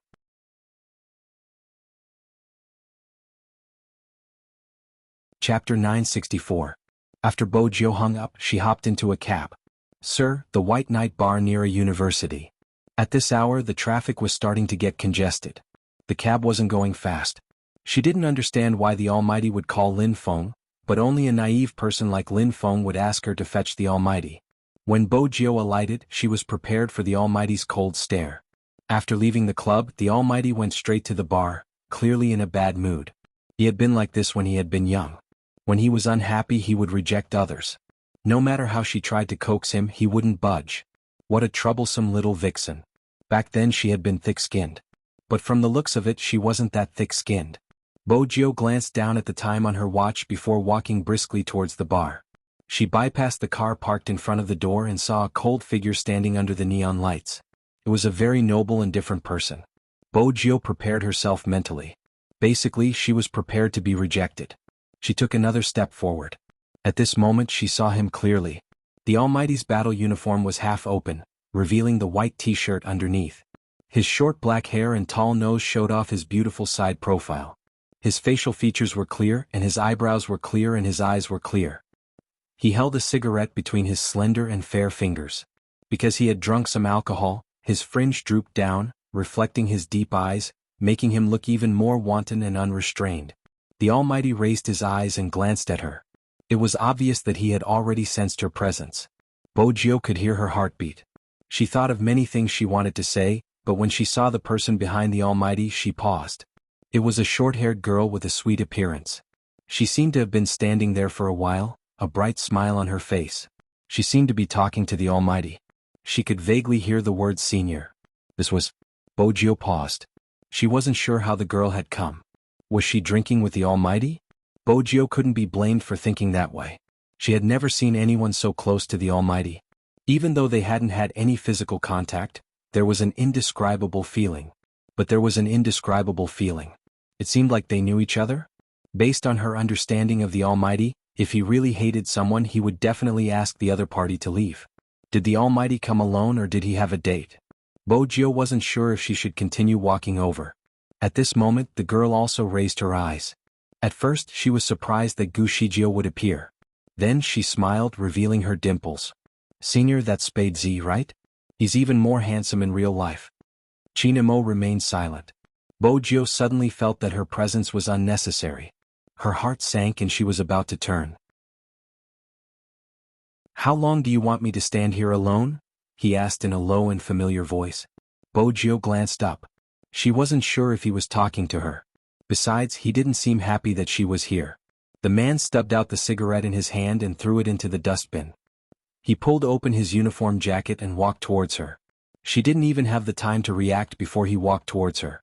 Her vision darkened as someone covered her with a jacket. Bojio was about to move. But the voice beside her ears was still cold. Don't move, I don't want to see you now. Bojio's fingers stilled. She didn't know what to do. As expected, it wasn't a good feeling to be hated by the Almighty. She was so handsome that even the Almighty didn't want to see her face. In the future, she wouldn't be able to use this face to win any benefits. Since when did her face become a minus factor? Bojio took a moment. It was too difficult for her to stay still. Just as she was about to take a step, she saw the person walking towards her from under the jacket. Before she could do anything, she felt herself being picked up by someone. Didn't he not want to see her? Why, Brother Mo? He ignored her, but she could feel his familiar peppermint tobacco scent lingering at the tip of her nose. Bojio didn't move. The tip of her nose touched Chinmo's chest through the jacket. She couldn't see anything as he carried her. Her fingers tightened on the jacket, her heart racing. She didn't understand what the Almighty meant. Was he really going to throw her into the dustbin? After all, the Almighty had been looking at her with disdain, as though he wanted to get rid of her. Speaking of which, why wasn't the Almighty surprised that she was the one who came to fetch him and not the naive Lin Feng? Just as Bojio was thinking about it, she felt herself being placed on the seat of a car. It was probably the Land Rover she was familiar with. Because of the surrounding environment, even if she couldn't see it in front of her, she knew that the furnishings around her were familiar to her. Just as she was about to say something, her chin was lifted. After the jacket was slightly lifted, a cold kiss came in. Bojio's pupils wavered. Her lips were pried open. All she could feel was the aroma of the wine pouring in, and the tipsy feeling made her lose all her thoughts at that moment. The tip of their tongues touched, bringing with it a scent that she hadn't felt for a long time. Bojio could only lean against the seat, unaware of the situation around her. Half her face was covered by the jacket and she was in a sorry state from the kiss. The Land Rover was parked in the parking lot marked out by the bar. There were many people passing by. Chinamo was wearing a white t-shirt, bending over and kissing. Who knew how many people stopped in their direction? That kind of scene seemed to only appear in comics. But no matter how curious they were, they didn't know what the youngster looked like. How exactly did he think of such a way of kissing? They could vaguely see the figure but not the face. But just by looking at the figure, they were definitely good-looking, especially Qin Mo's long legs and waist. His half-bent waist exuded an innate aura. Even his kiss was domineering. Those who whistled and those who tossed and turned did it. Qin Mo acted as though there was no one else around, kissing her until she was exhausted. After a while he released her and pinched her chin again. He bit her lips, continuing to taste the sweetness that she didn't want to let go of. Bojio didn't know what was going on around her, allowing Qin Mo to kiss her. Gradually she lost all her strength. The sounds seemed to have weakened. No matter how loud they were, they became the background in her ears. It was as though there was such a person in this world. When he kissed you, you could only hear your own heartbeat. Everyone saw the kissing scene. Fan Jia, who was standing not far away, saw the entire scene. Her fingers tightened, and when it reached a certain level, her eyes overflowed with venom. She really didn't expect that after planning for such a long time, a chance to drink alone with him, it would be gone just like that. And why was Qin Mo still in such a state after Spade Z saved Hoshino? She had received news that the two of them were in a cold war. And why was he starting to like boys? That person clearly liked girls. She had always thought it was because of the novelty. The novelty was the excitement that the youngster brought him. Because in the esports scene he probably hadn't met such a person.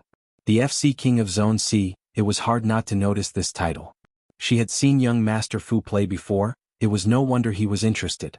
Fan Jia had always known that other than Z, Qin Mo was most interested in esports. In the past she had tried to get close to him, but it hadn't been effective. This young master of the Fu family had only occupied that position because he had appeared in the most vacant period of his life. He was really lucky. Fan Jia stood there, her gaze deepening. Watching him kiss someone made her want to kill the person he was kissing. It seemed like she hadn't been forceful enough. Fan Jia's gaze deepened, but she didn't show any emotions. It was time to find an alliance. Fu Zhongyi was the best candidate. Amidst the envious whistles, Fang Jia disappeared into the night. She believed that as long as she continued to lay low, she would be able to obtain that person completely. She would let young Master Fu have him for a few days, she would snatch him back. Because she knew better than anyone what could attract his interest, in the Land Rover. Bojio sat there, watching the pair of eyes that were as beautiful as the stars, panting softly. She didn't know how she had offended the Almighty. His coat covered him again and his whole body was covered. Through the jacket, the Almighty's lips pressed against her, the fragrance of sandalwood lingering in her bones. His voice was still cold. Who asked you to appear? He didn't want her to show her face. Bojio wanted to lift her lids, but her head was already pressed into his embrace. Then she heard the Almighty on the phone. Drive over. There was a driver? Then why did he get Lin Feng to fetch him? It seemed like the Almighty had drunk too much. Bojio arched a brow, feeling as though the Almighty was looking in her direction. But she couldn't tell what he was thinking. Actually, his thoughts were simple. The moment he saw that person's face, he would lose his principles. Hence, he didn't want to see it. But because of that person in his arms, many feelings changed. The pressure on his chest disappeared without a trace. Even if he didn't see it, he could imagine her gloomy expression. He would leave her alone. That way he wouldn't be able to see through her thoughts. Qin Mo's gaze deepened at the thought of her instinctive protection. After all, she was the most obedient when she was gloomy. Bojio couldn't see any of this, which was indeed gloomy. She couldn't see anything. She tilted her head and heard the sound of the car. After walking for a while, she asked, Brother Mo, when can I show my face?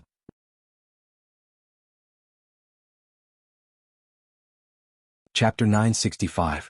But Bojio knew it was a light punishment. She sat there for a while.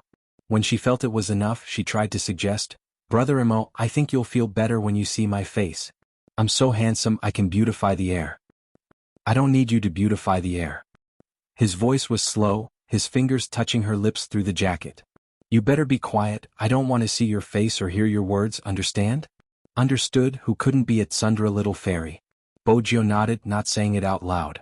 She knew the Almighty didn't want to reconcile with her this time. The driver glanced at the rearview mirror more than once. Bosch Qin could just ask someone to leave if he didn't want to see them. Why did he have to cover his face? He turned and planted a kiss on the top of her head. He didn't understand the boss's world. Perhaps no one could understand. He liked someone too much and was a proud person. If it had been someone else he would have ignored them. But this fellow? He forced himself not to think about it but used Lin Feng to make her appear. Yes, Qin Mo's phone call wasn't something he would make when he was drunk. As the captain of the Supreme Alliance, he knew every member's personality. When that naive Lin Feng received the call, his first reaction would definitely be to inform this fellow. Qin Mo glanced down at the youngster in his arms. He was still thinking about what he should do with her. Since he couldn't think of anything, he decided to bring her home. The Land Rover entered the military courtyard. Bo Jio's hearing was sensitive, she could hear the sound of the gun. The car stopped. Qin Mo carried the person he had covered with his jacket down and placed her on the bed. Bo Jio took a moment. The moment she reached her hand out, her lips were kissed again. This time the kiss was deeper. When her head sank into the pillow, her breathing became erratic. Our relationship isn't just in bed, understand? That hoarse voice, accompanied by his breath, landed on her lips. It was still a little cold. You have to take responsibility for provoking me. Bo Jio muttered, I've always been responsible. Your responsibility is to save Hoshino. Qin Mo's voice was calm. Bo Jio didn't know how to reply. Qin Mo glanced at her, released her, and stood up. Bo Jio knew this was the end. She couldn't make up any more stories. Qin Mo's back was facing her as he replied, forget it. Bo Jio's fingers froze. She wanted to say something but it wasn't possible. There was the sound of the door closing. It was obvious that he wanted to chase the guest away. Even though she knew that she didn't want to move. He maintained this position for a while. It was as if it was absorbing the last bit of sunlight. The night outside began to turn dark. Qin Mo sat in the study room that was just a wall away from his bedroom. Listening to the commotion, he tilted his head and lit a cigarette. He held the silver cigarette lighter in his hand, and when he flipped it over, he saw that it was a USB flash drive. If not for Lin Feng's call, she probably didn't even think to ask where he was. Things that were forced would always be very painful to prick. Even the gifts were the same. There was a moment of silence. Qin Mo knew she was about to leave. He smoked a cigarette as if that was the only way to suppress the boredom. Just as he turned his head, the study room door was pried open. The person who pried open the door stood there. I'll leave after I help you apply the ointment. Qin Mo extinguished the cigarette, his voice calm. Someone will be here in a while. Her only excuse to stay was gone. Bo Jio finally understood that the Almighty didn't want to see her. They had never been so polite with each other. Until a sound from downstairs broke the silence. Movie Queen was back. She walked over when she saw the light in the study room. With just one look she could see the problem between them. Just as Bo Jio was about to leave, he grabbed her. Jio, since you're here, I have something to ask for your opinion. Don't leave today, let's have a good talk. Bo Jio glanced at Qin Mo, replying, all right. Qin Mo's clenched fists loosened as the word left his lips. Since they were going to stay, they definitely had to eat dinner. Movie Queen had already decided to arrange for them to sit together. But that was all in the future. Movie Queen was smart. She never asked the children what had happened. She did have something to look for Bo Jio. I have a movie, the director has asked me twice to be his lobbyist. Movie Queen added a piece of bacon. I think the role is suitable for you. Why don't you take on the role and I'll tell you about the weakness of my cold son. Bo Jio never knew how to reject someone like Movie Queen. I have to wait until after the competition, but I'm not sure what the situation will be. Besides, I don't know how to act. Once the competition ended, she would find an opportunity to leave. It doesn't matter. Movie Queen reached out to pinch the youngster's face. You don't have to act, the director said you can just sit in front of the computer and play games. You can appear as yourself. That's all, just treat it as a favor. Since Movie Queen said that, Bo Jio couldn't reject her. The director is looking for an esports player? No, it's a hacker. Movie Queen was delighted. In the movie it's my son. I've always wanted a handsome and caring son like Jio. Your brother Mo is too cold, not cute at all. It wasn't easy to reply. Bo Jio lowered her head and ate the rice in her bowl. She couldn't help glancing at the empty seat beside her. Deep down, she knew why the Almighty hadn't come down to eat. It was because of her.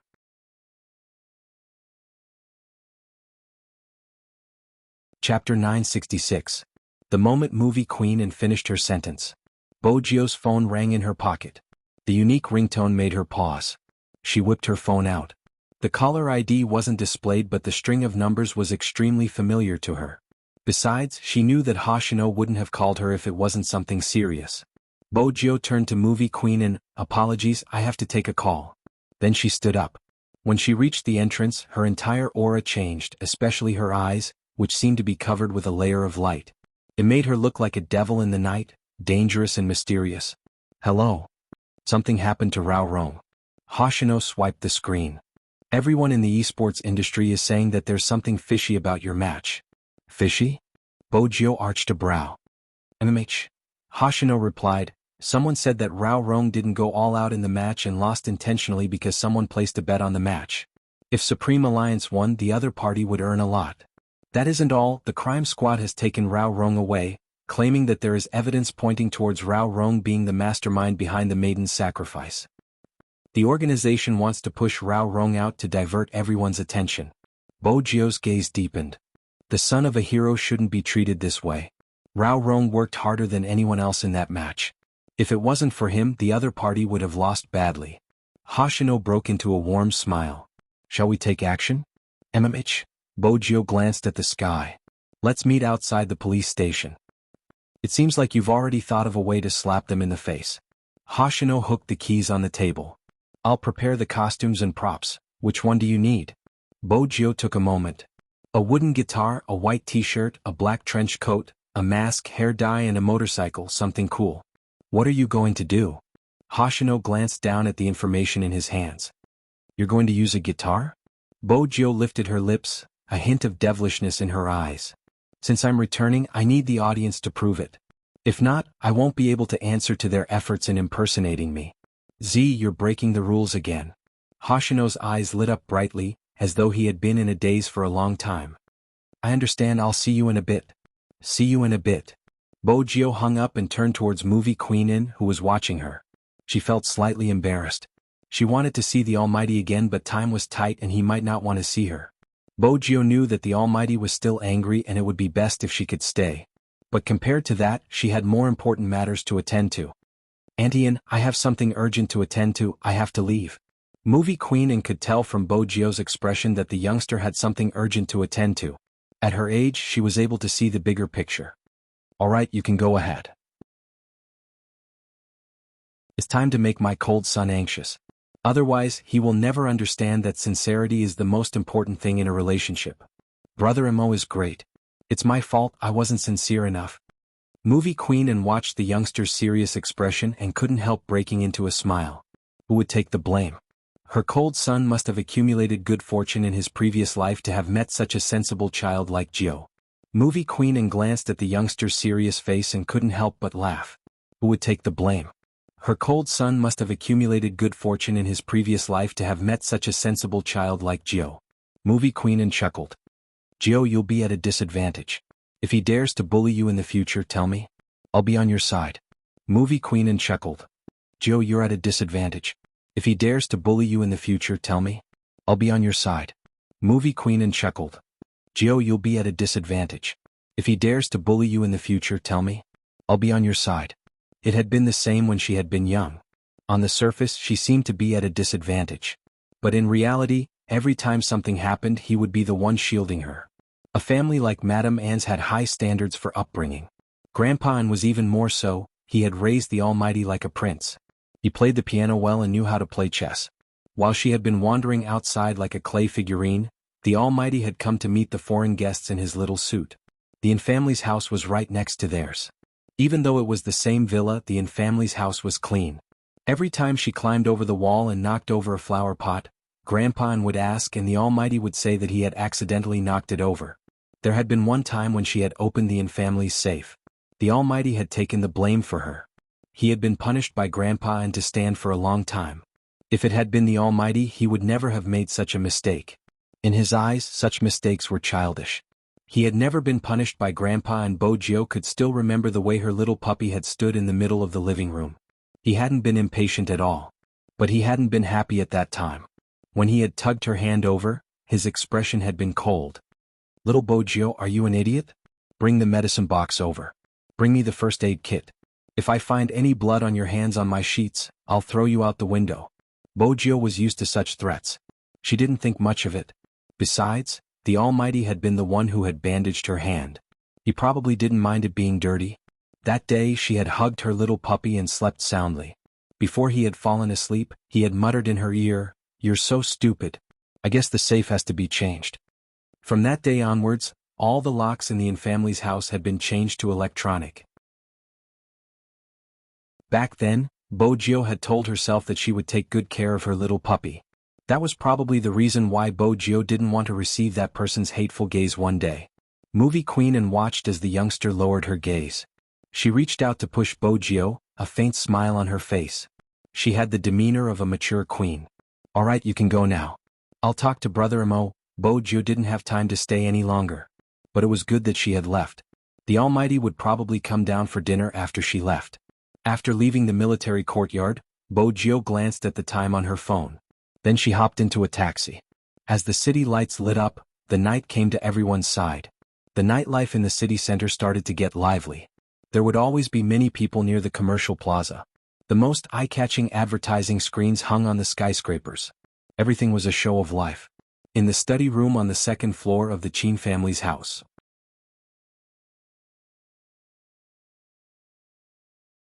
Chapter 967. The computer screen lit up, a familiar sound reverberating in the study room. It was the sound of a player entering the game. It could be said that this was the first special effect used in the video. As the video unfolded like a story, the game characters appeared.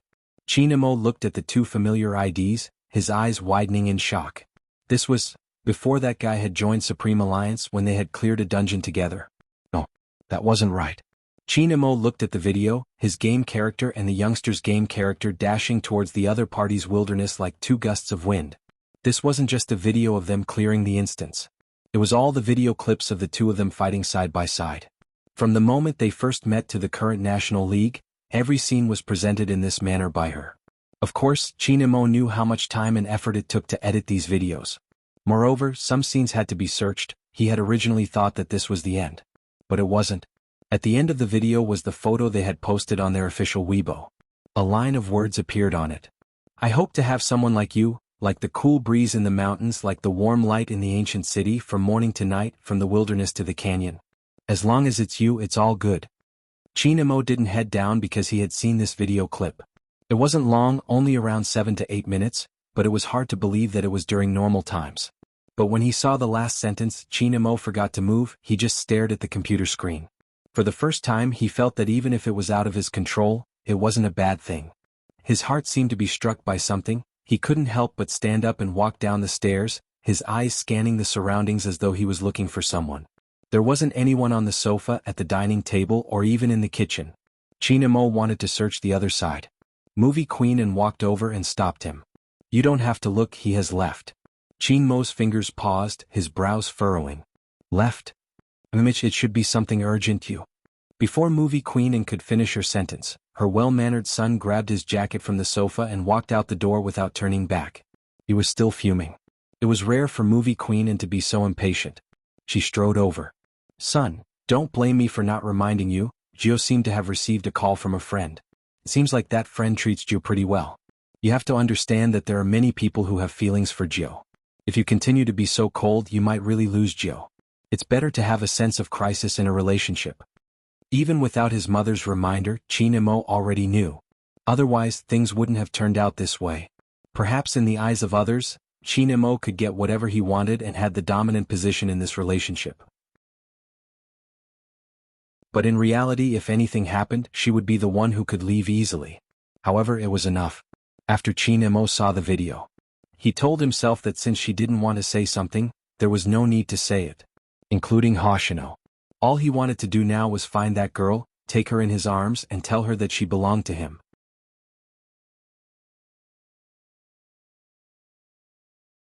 Chapter 968. In the early summer, every city had its own way of life. Northerners liked to drink beer with spicy crayfish and meat skewers.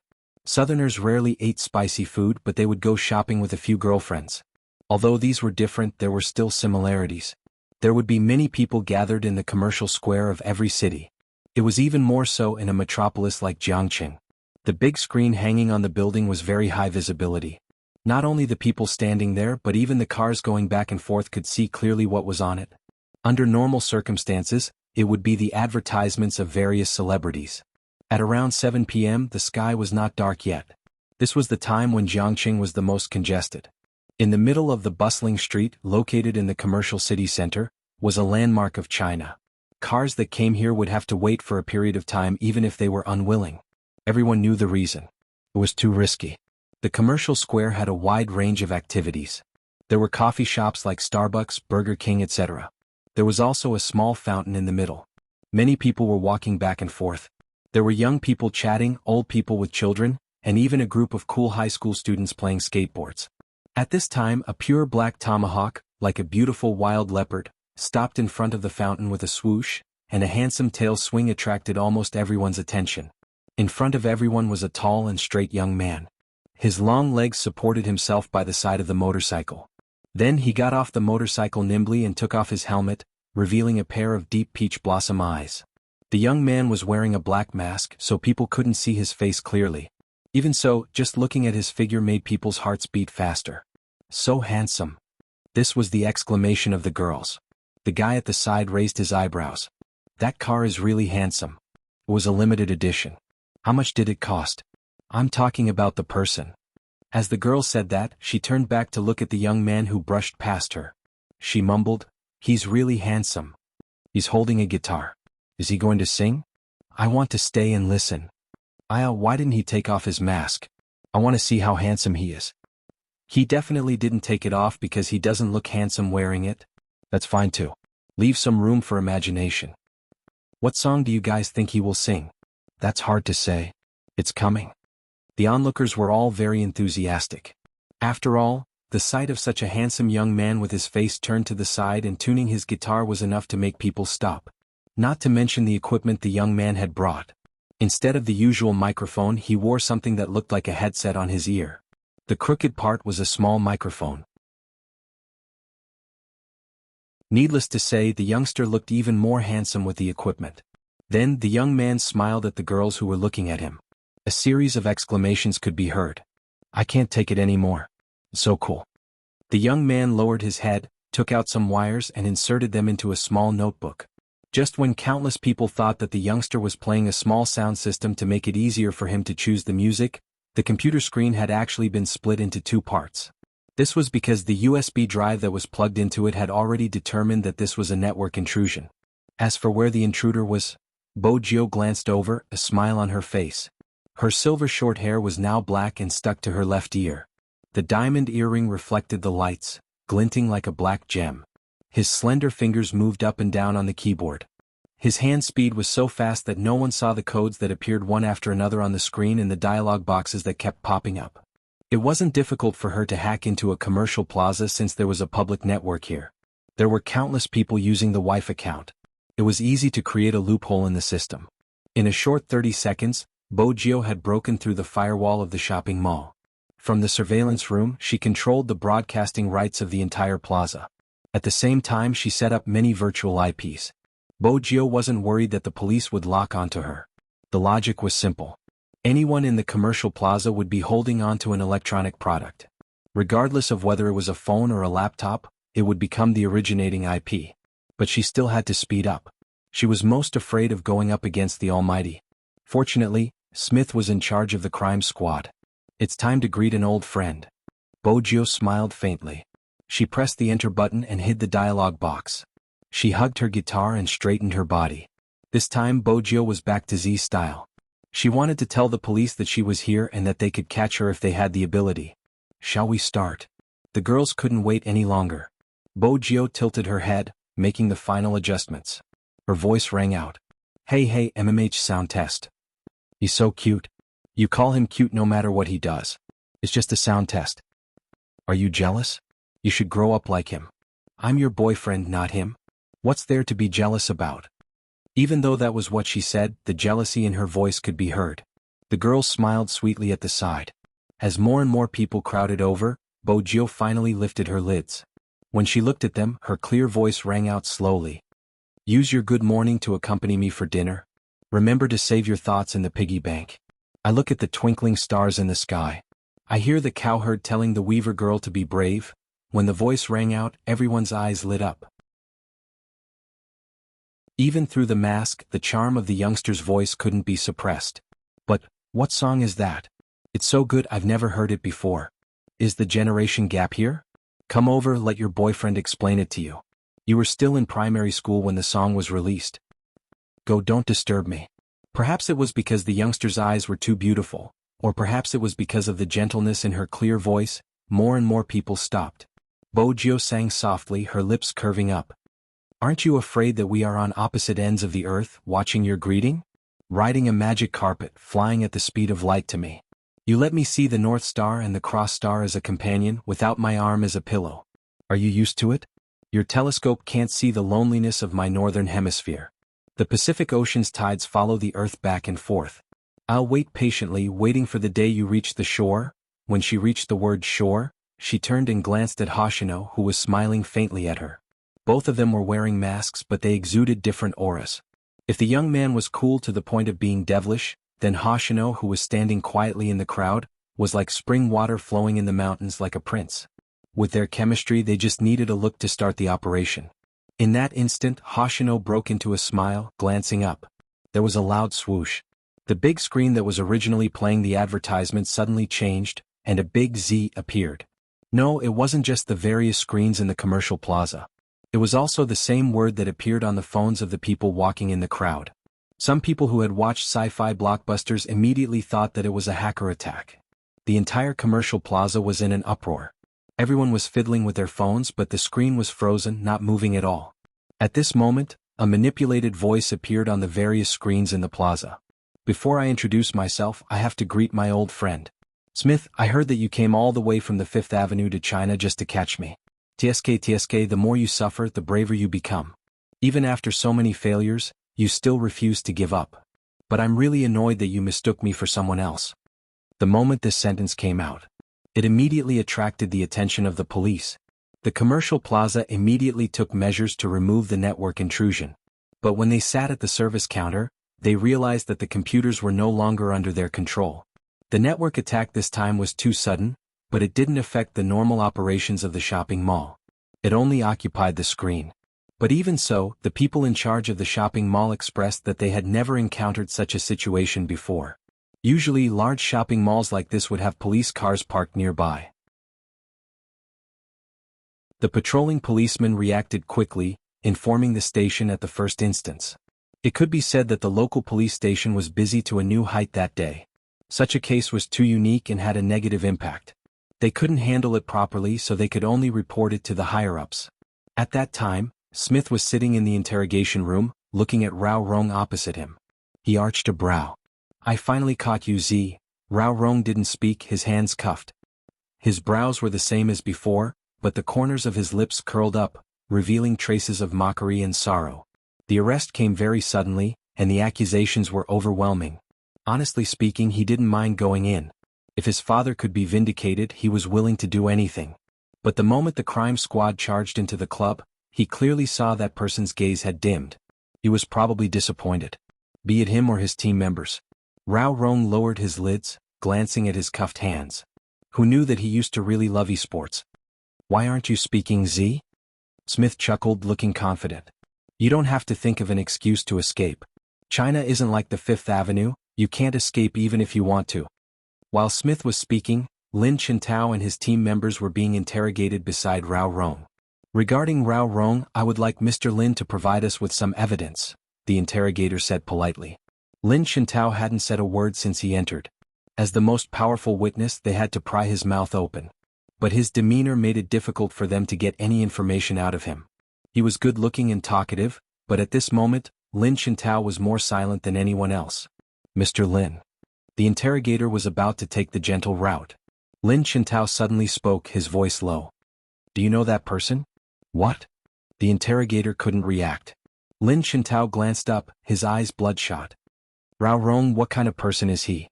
The interrogator remained silent, glancing at one another. Lin Chintao didn't seem to care what others thought of him. When I first joined the team, I was always at the bottom. My hand speed wasn't fast enough and I couldn't keep up with my tactics. Many rookies weren't willing to team up with me, feeling that I was a burden.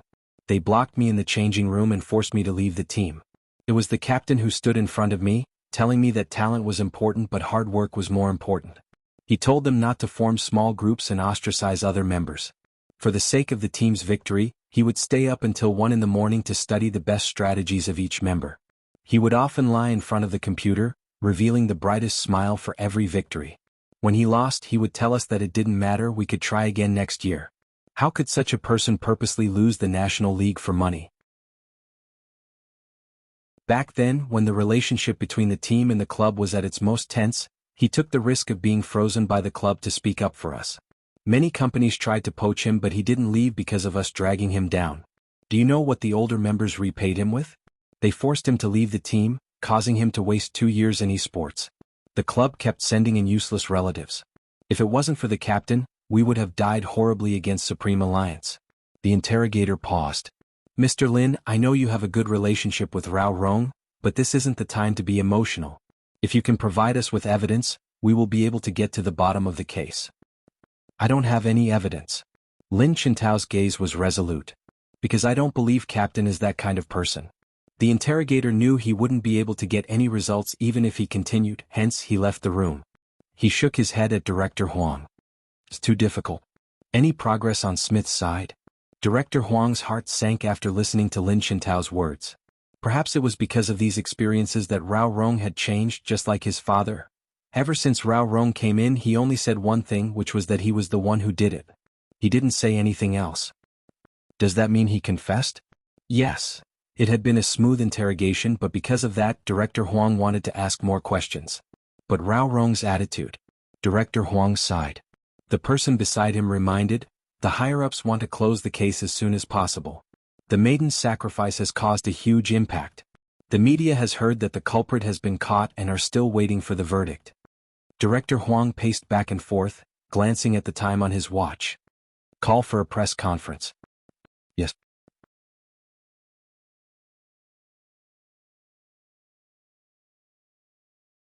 Chapter 969. Director Huang lowered his gaze. When he saw the live stream, his eyes widened in shock. He snatched the phone over, a single word flashing in his eyes, Z. Smith was still looking at Rao Rong, trying to dig something out when the interrogation room door was slammed open. I think you should take a look at this. It was Director Huang. Smith frowned, his body stiffening as he bolted upright. That's impossible. The Real Z is in the city center, the IP address is in the plaza. Director Huang's reaction was much calmer than Smith's. We have to take action immediately. Smith listened to the voice in the video, the veins on his forehead popping when he heard the word, Tiske. It's really him. *it. That's why we caught the wrong person. Director Huang glanced at Rao Rong, turning towards the crime squad members who were still looking at their phones. Stop looking, hurry up and inform the professionals to lock onto Z's location. Yes. The crime squad had never been in such a mess, everyone was moving as fast as they could. Found him. Suddenly there was news from the technician. Smith's eyes lit up, leaning over. Where is the exact location of the mall? 2nd floor. The moment the technician said that, he added, No, that's not right, it's the 6th floor, that's not right either, it's outdoors. Smith grabbed a handful of hair. Where exactly is it? The technician wore an earpiece, watching the screen filled with red dots, his voice trembling. That's impossible. How can there be so many IP addresses? It was harder than ascending to the heavens to identify Z among so many IPs. Smith clenched his fists. **, he's using this again. Let me tell you where I am, if you have the ability, come and find me. His arrogance was the reason why the Interpol couldn't stand him. He felt as though he was flaunting his intelligence in front of him. There were so many people in the plaza, which one was he? Director Huang panicked as well. The video was like a virus, spreading crazily on the internet. Now there was only one person who had a solution.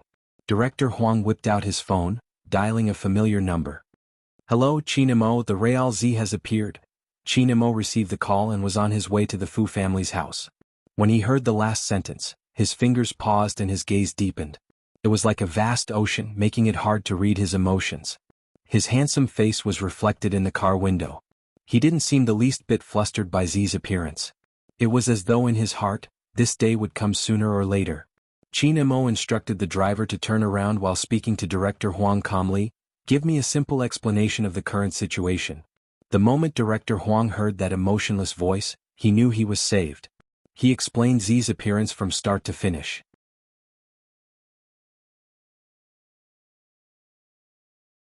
Chapter 970. Director Huang stilled, muttering, "Why didn't I think of that?" Qin Imo didn't listen to him. He continued, "Arrange for all the police to head to the scene. Z isn't done with his task." "Not done?" Director Huang glared at him. "What else is she trying to do? Our Jiang City's police force is going to be slapped in the face by her." Qin Imo glanced out of the car window, his gaze deep. "You caught the wrong person. She is seeking justice for Rao Rong." Director Huang paused. "It's our fault, but Rao Rong has admitted to the crime. I can't do anything about it." "Send people to the scene." Qin Mo's tone remained the same. "Move in plain clothes." Director Huang replied, "All right." He then asked, "What about you?" Qin Imo glanced at the long queue of cars in front. "I'm rushing over." "That's good, we have to catch Z. You don't know how passive I am after her actions. I still have to explain to the higher-ups. Before Director Huang could finish, Qin Imo hung up. Director Huang choked. Why did he feel that Qin Imo was still the same as before? He didn't like to hear Z's bad points. In reality, Director Huang didn't know that he wasn't the one who felt passive. Instead, he was sitting in the dorm room, staring at her phone, her left hand clenching tightly around Fanjia. Due to the commotion caused by the incident, the other roommates in the dormitory were also watching. After a girl saw the video, she couldn't help but sigh. "I always feel that Z is very handsome. What's going on?" Fanjia lifted her head abruptly. The girl was taken aback by her stare. For some reason, she felt a chill run down her spine. What's wrong?" "Nothing." Fanjia held onto her phone, a sweet smile on her face. "I'm going out for some fresh air." After walking out of the room, Fanjia's expression sank. Z was still alive? How was that possible? She hadn't seen Z's face, but she knew some information. At that time, they had clearly set up a plan to kill that person. Why was Z back? That wasn't all. She was in Jiang City.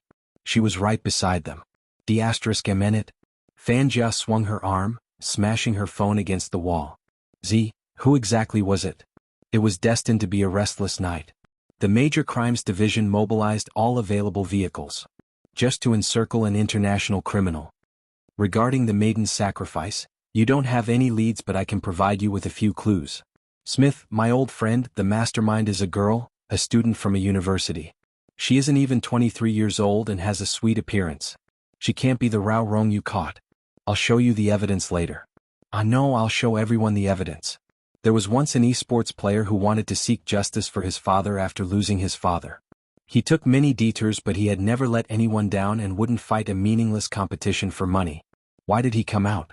He wanted to tell the female student who impersonated me that your hacking skills aren't up to par. When the people in the commercial square heard the last sentence, there was an uproar. Some of the police officers at the scene had already started to intervene.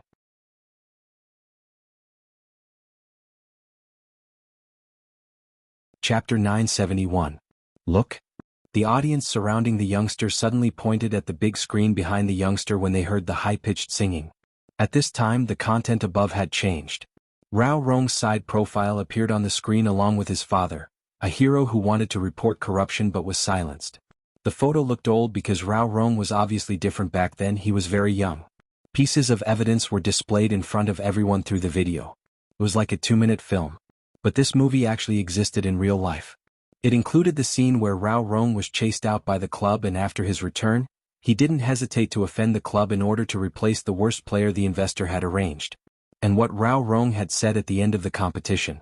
At this moment, it wasn't just the people in the square watching the video, there were also Rong fans holding onto their phones, suddenly feeling like crying. They had liked this person for a long time. Those who had been with him till now all knew what kind of person he was. That person was the strongest sorcerer in the esports scene, one of the 3 pillars along with Almighty Shao and Almighty Qin. He wouldn't play an esports match that went against his own conscience for money. He wouldn't really lose his humanity. There was too much unfairness when it came to that person. It would indeed cause a person to be twisted. Perhaps it was because he had such a father. That was why he could survive in the cracks. But at the same time, someone had let down his youth. At his peak, his family had been ruined and he had been in such a state for over a year. He was someone who loved esports so much. Do you still remember the youngster who had stood in front of his teammates when he first debuted, wearing his uniform and smiling? That scene had been in the past for too long. For a long time, why didn't they see the almost extinguished light in that person's eyes when he appeared again? What exactly did he go through to become the complete opposite of what he had been in the past? He had been maliciously suspected, expelled by the club, betrayed by his teammates and robbed of his glory. However, even so, in the end he hadn't done anything that went against his conscience. He had wanted to redress his father's grievances, going against the organization, but he hadn't executed the organization's orders. It was because he had told himself that he would only punish those who deserved to be punished and not the innocent. In the face of some pointed evidence, he couldn't deny it, because if he did, his father would be wronged for life. When everyone saw the final scene, not only the ordinary people, but even the members of the key case investigation unit who were still on duty stopped in their tracks, their eyes red. Rao Rong's father had brought them along. President Qin. Not far from the commercial square, a Land Rover was still queuing up to enter the parking lot. The driver looked at the screen in the distance and couldn't help but turn to look at his young master. Qin Mo's eyes were also on the words on the screen in the old photos. Then he pushed open the car door, held the metal bar in front of him with one hand and jumped over. His black trench coat drew an arc in the wind. The driver opened his mouth but didn't know what to say. After all, the young master's appearance just now was really handsome, very different from his usual self. Just as everyone was looking up at the big screen, Qin Mo walked into the crowd, holding his phone as he dialed Director Huang's number. "There's no need to search inside, Z is outside." Director Huang, who had already entered the mall, was confused. "Outside? How do you type on a computer outside?" "You have to ask Z," Qin Mo replied faintly. Qin Mo's voice was calm. "The view isn't as good in the mall as it is outside. Also, we can see the police's movements from here. Get our men out and move quickly because Z is already wrapping things up." Director Huang widened his eyes. "Wrapping things up? The video on the screen is still playing, how can it be wrapping things up? Z's network attack can be delayed." Qin Mo walked through the crowd, his eyes sweeping past the people that walked past him. Then he headed towards the fountain. "You can ask Smith about this." Director Huang pressed his throbbing head. "Smith has already gone crazy." "Is that so?" Z slapped him in the face. "This method is indeed maddening, the higher-ups should have taken action. Do you still have Rao Rong's father's file? I want to take a look." Qin Mo's gaze was as deep as the night, walking as though he was searching for someone. Director Huang fell into a rare silence. "It's a little difficult, it has been more than a year and it will take some effort to present some evidence. But for his case, the difficulty lies in the fact that the person in charge of his sentence and the file management has already retired. Some of the information has also been lost, making it difficult to reconstruct the situation. Which means someone has tampered with the file." Qin Mo's voice sank. "Then check who he wanted to report back then. The information has been lost and there must be an internal problem." At this point, Director Huang understood that the person they were looking for was most likely someone with a high position and authority. As for how high this person's authority was, Director Huang glanced up at the screen. To be able to bury a grievance for such a long time without even seeing the light of day, it had to be someone in charge. Director Huang's heart couldn't help but tremble. If it wasn't for Z's video, the grievance would never have been known.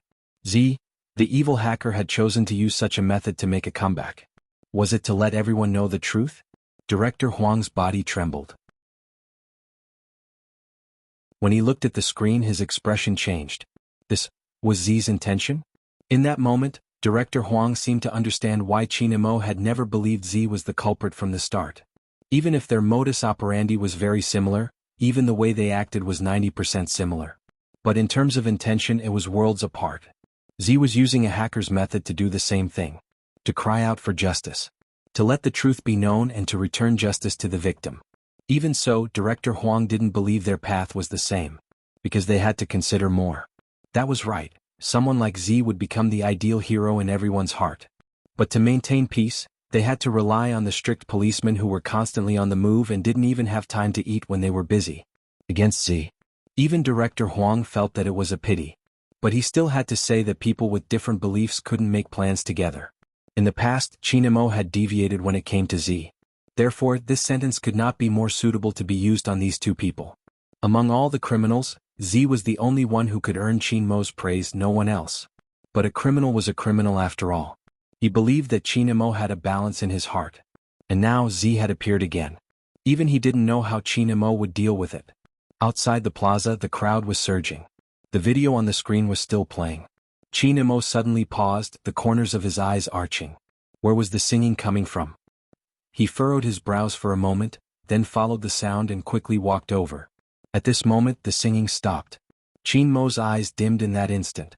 At this moment the youngster in the middle of the plaza removed her guitar from her neck, placing it behind her back. Bojio's actions were natural, just like a singer by the side of the street, packing her belongings and heading home after encountering trouble. She bent her long legs, closing the laptop on the ground. The speed was still running. There was a minute delay. To Bojio a minute was enough. She turned but didn't go to the motorcycle parked at the parking lot. Because she knew that if she rode the motorcycle now, it would be a signal to the police that she was there. She carried the guitar and walked into the crowd. Bojio was still wearing a black mask. Even though the police had moved from the inside to the outside of the mall, there were two policemen who brushed past her. They didn't notice that the person they were looking for had walked past them, heading towards the crowd. Bojio didn't walk quickly because most of the people around her were still immersed in the video. Their emotions and walking were heavy. At this moment, it wasn't a good thing to walk quickly. Some of the girls watched as the youngster, who had mesmerized them, walked with them, their hearts beating faster. They hadn't expected the youngster to walk in the same direction. They wanted to ask him where he was going and if it was on the way. Just as the girls' faces turned darker, the youngster suddenly glanced up. The young man suddenly looked up and saw a tall and straight figure standing in the crowd. It was as if he was a god waiting for a rabbit to come to him. Bojio's fingers stilled, her pupils trembling. She started to analyze the situation. There was still a distance to walk from here to there. But she couldn't just turn around and leave, because that would only make the Almighty notice her at first glance. Hence, she could only face him head-on. This situation was similar to the first time they had met at the Fifth Avenue. The difference was that Bojio already knew how formidable her opponent was. She had seen the Almighty but he hadn't seen her. Even if he had seen her, she had disguised herself.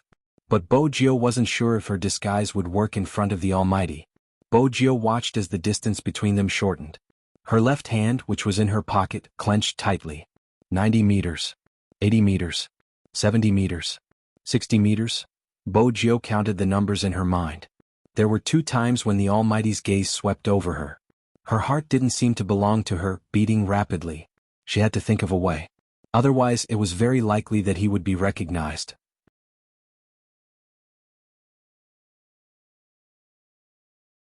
Chapter 972.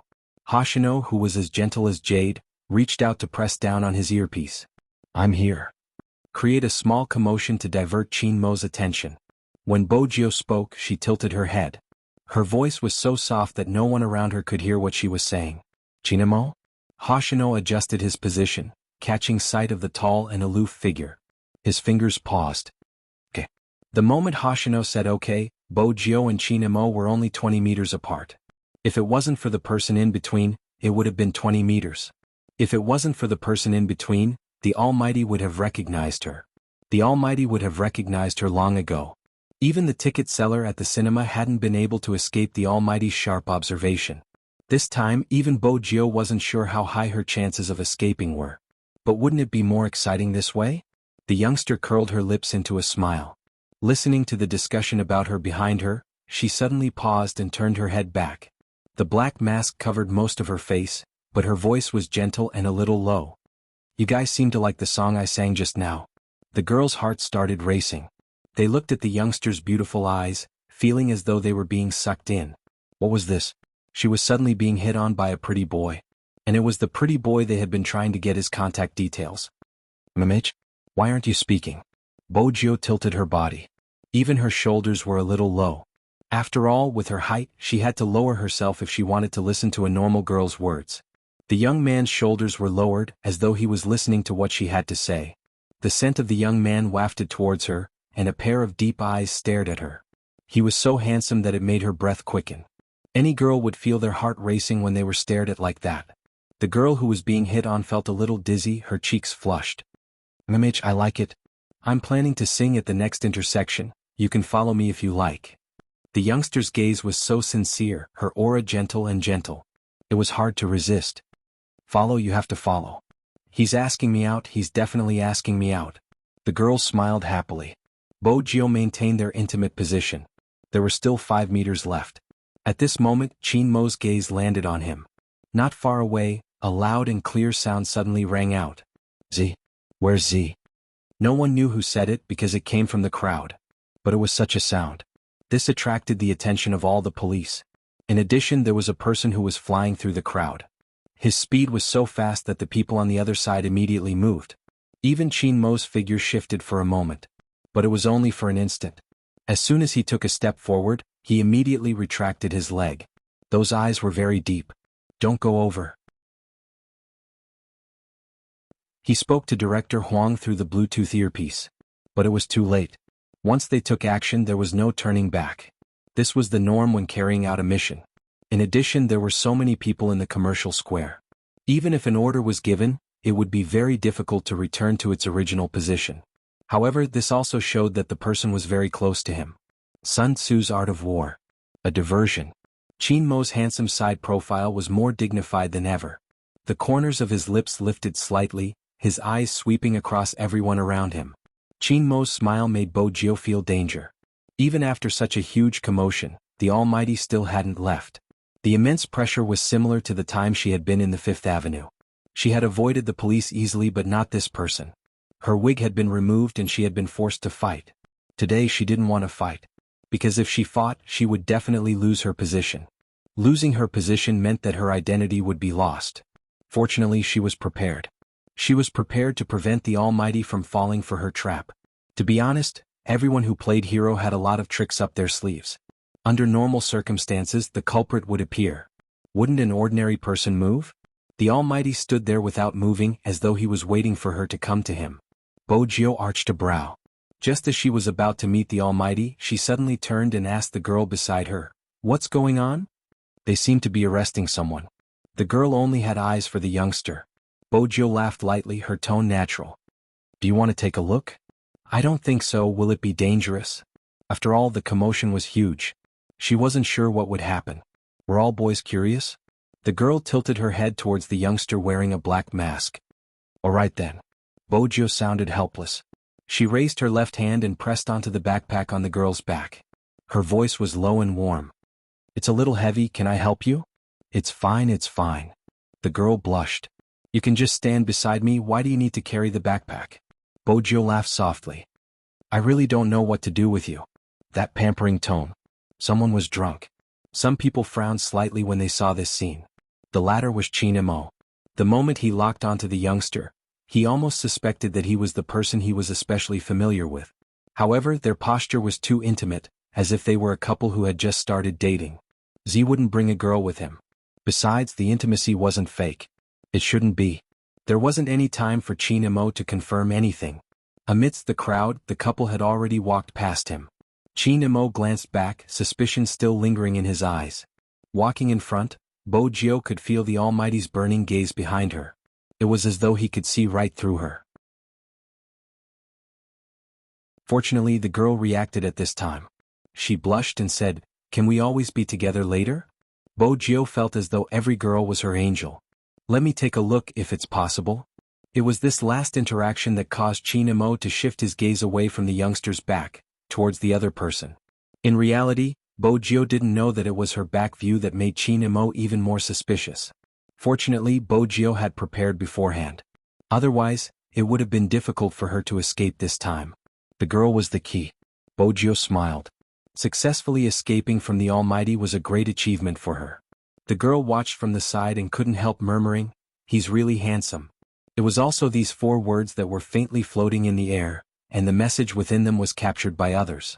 Qin Mo, who had shifted his gaze away, suddenly turned his head back. His dark eyes emitted the fiercest glint. Actually, Qin Mo wasn't the only one who noticed the problem. Even Bo Jio knew that there was something wrong with the 4 words. Which couple would use such a tone to compliment each other's handsomeness? *T flashed across Bo Jio's mind. She was 1 step faster than Qin Mo. Before the girl could react, Bo Jio heard the youngster apologize. He heard the young man say, "Sorry?" Then she turned around. The youngster's black bangs scattered over her forehead. Her skin, which was not covered by the mask, was fair and translucent, as though there was no color in it. Her slightly pursed lips carried a trace of stubbornness, as though someone was about to recognize her, and she felt that this game was not that fun. The next second she was pushed out by the youngster, her words echoing, "If I had a choice I wouldn't want him to carry you." Mamage? Before the girl could react, she was pushed into the arms of another person. The smell of peppermint tobacco made the girl pause for a moment. That person. The girl lifted her head for a moment, her attention instantly captured by the beautiful curve of his chin. Chin Imo furrowed his brows heavily. He moved her away and ran towards the youngster. Both their figures and skills were very beautiful and handsome. As they shuttled through the crowd, it was as if they were filming an American blockbuster. Bojio moved swiftly while observing her surroundings. She arched a brow slightly as she glanced at the figure in front of her. She took large strides forward, using the momentum from her body. With two loud thuds under everyone's watchful eyes, the youngster leaped over the car and landed on the roof. *CK, he's so handsome. This can't be a movie, right? Qinggong. It wasn't any Qinggong, it was ninja skills. As the young master of the hacker world, if she didn't have such skills she wouldn't be able to make a living. But even so, when those girls saw this scene, they couldn't help but exclaim in surprise. The youngster standing on the roof was extremely eye-catching. She didn't forget to toss her guitar to the side when she did this. She successfully became a stumbling block for the person chasing after her. If it had been anyone else they might have fallen. But the person chasing after her wasn't anyone else, it was Chin Imo. With a beautiful turn, he bent his long legs slightly and heard a loud thud. The guitar was kicked into pieces in mid-air. Bojio heard the sound but didn't even turn her head. Amidst everyone's exclamations, the young man took a step back and leaped from one roof to another like a bolt of lightning. Then he jumped out of the car. Taking advantage of the gap between the red lights, he rolled on the ground, got up, and dashed toward the opposite side of the road. Some people from the Key Case Investigation Unit noticed the commotion. But it was useless. The youngster wasn't just skilled. When this person moved, his speed was especially fast. Moreover, he was in the middle of the road. How were they going to catch him if he could use such a method? They could only rely on young Master Chin. That was what the crime squad members were thinking. He was too far away and they couldn't shoot him. At the start of the operation, young Master Chin had instructed them not to use guns.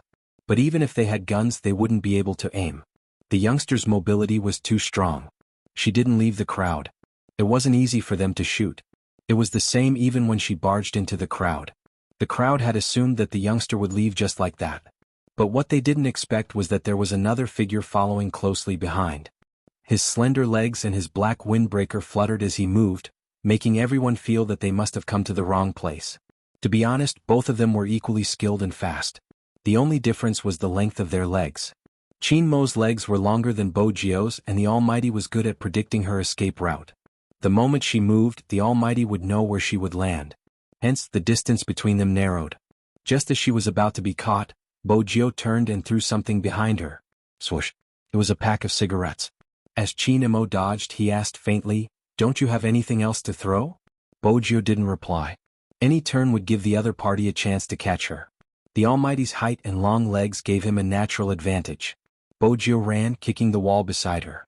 Using the recoil, she sped up and flipped over the railing in front of her. Still not giving up? Chin Imo arched a brow, rushing over. He didn't need to kick the wall to catch up to the cold figure. The difference in leg length was indeed useful at a crucial moment. Bojio didn't have anything else to throw other than the USB lighter in her pocket. But if she threw it out, her identity would definitely be exposed. Right at this moment, Chin Imo narrowed his eyes. He estimated the distance and reached out with his left hand, grabbing onto the youngster's shirt. Bojio paused. Without hesitation, she flipped in the air, using the recoil to temporarily escape the fate of being dragged back. But that wasn't the end. Chin Imo was already close to her. This meant that she would either win or be caught. The moment she thought about it, she would be met with shock or disgust. Bojio seemed to have an endless amount of energy. Her relationship with the Almighty was strained. If she was caught, everything would be over. With that thought in mind, Bojio lifted her leg and kicked towards Chin Imo. The sharp wind seemed to be able to split everything in half. Chin Imo took a step back, narrowing his eyes. He reached out once more, but this time he didn't grab her arm like he had done at the Fifth Avenue. Instead, he went for the black mask on the youngster's face. Bojio jolted. She used her left hand to block, turning beautifully. Even though the mask was caught, Chin Imo couldn't see her face. But without the mask, she wouldn't be able to face the Almighty. Even if she made some adjustments, the Almighty would definitely recognize her. It was too difficult. Bojio jumped again, but this time her luck wasn't as good. In order to avoid the youngster in front of her, she tilted slightly. It was this distance that allowed Chinemo to grab onto her shirt again.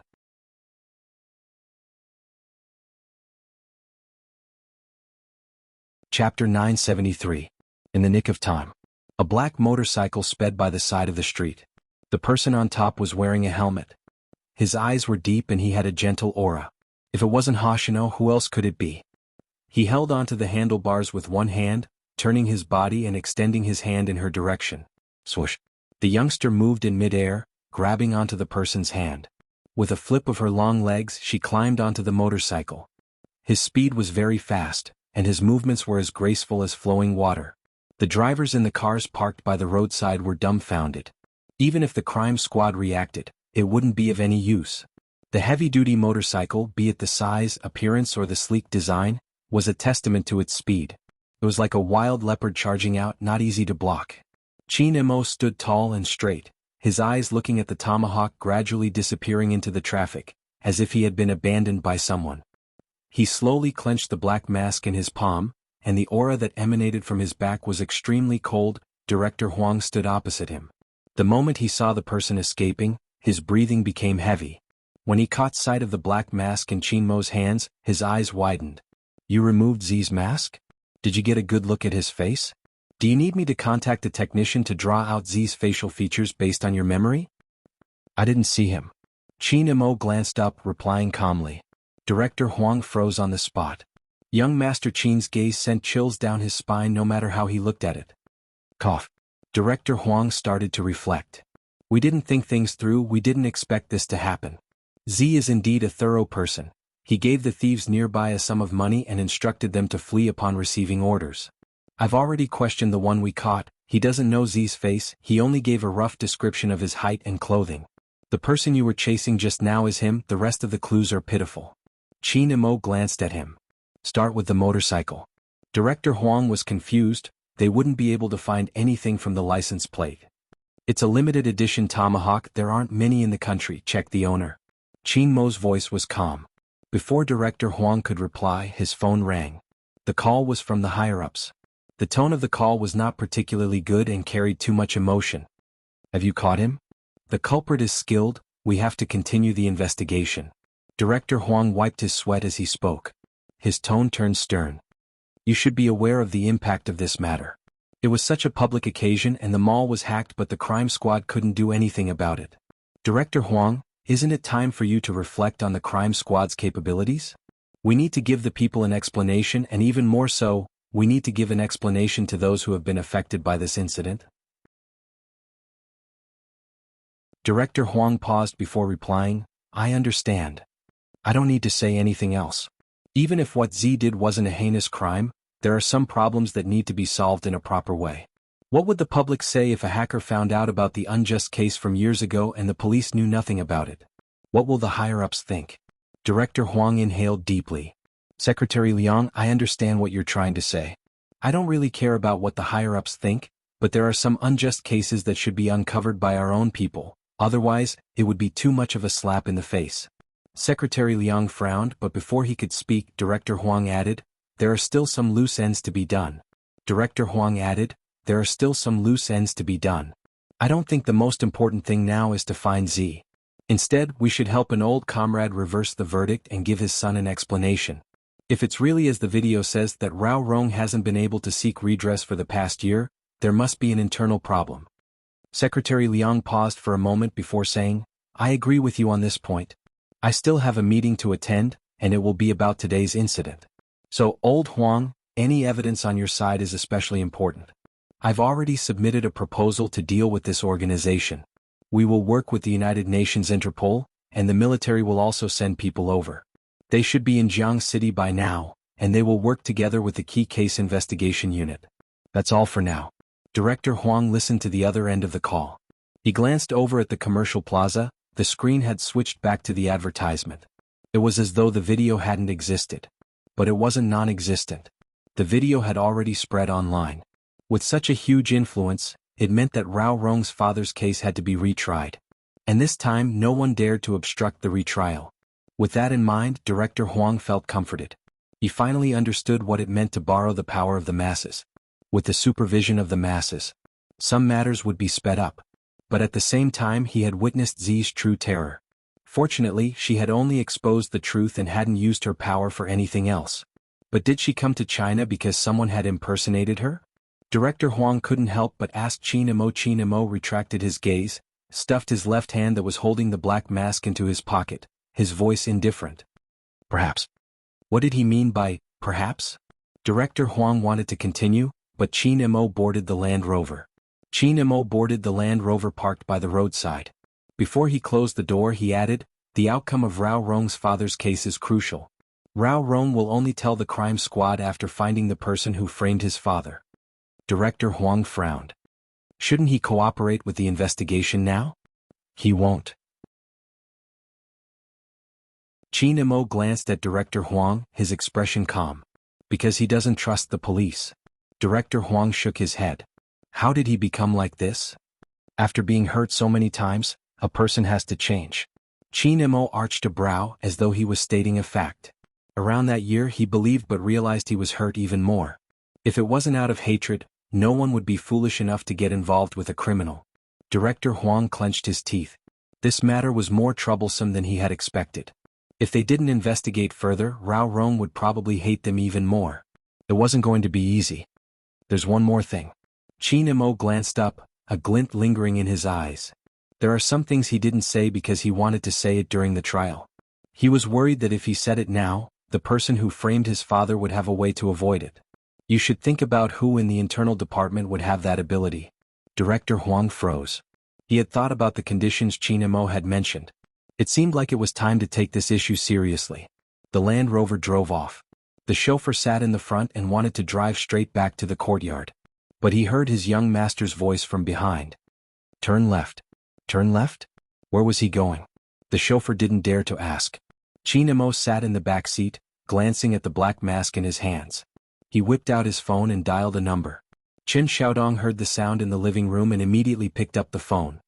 Hello, Fu family. Qin Xiaodong? Qin Mo's voice was faint. Qin Xiaodong felt his head go numb. Almighty Qin, it's me. Qin Mo's tone didn't change. Get your young master to the phone. Qin Xiaodong exclaimed. My young master isn't home, he moved to the school. Young master Qin, why don't you call him? School? Inexplicably, Qin Imo felt as though he had heard wrongly. However, his smart judgment told him that he hadn't heard wrongly. His voice suddenly turned cold. Which school? Qin Xiaodong thought it couldn't be. What kind of world was Almighty Qin living in? He didn't even know about school. He moved to the male dormitory and only comes back on Saturdays. It would have been better if Qin Xiaodong hadn't explained. Qin Imo wouldn't have such a strong image. The moment he explained, his gaze deepened.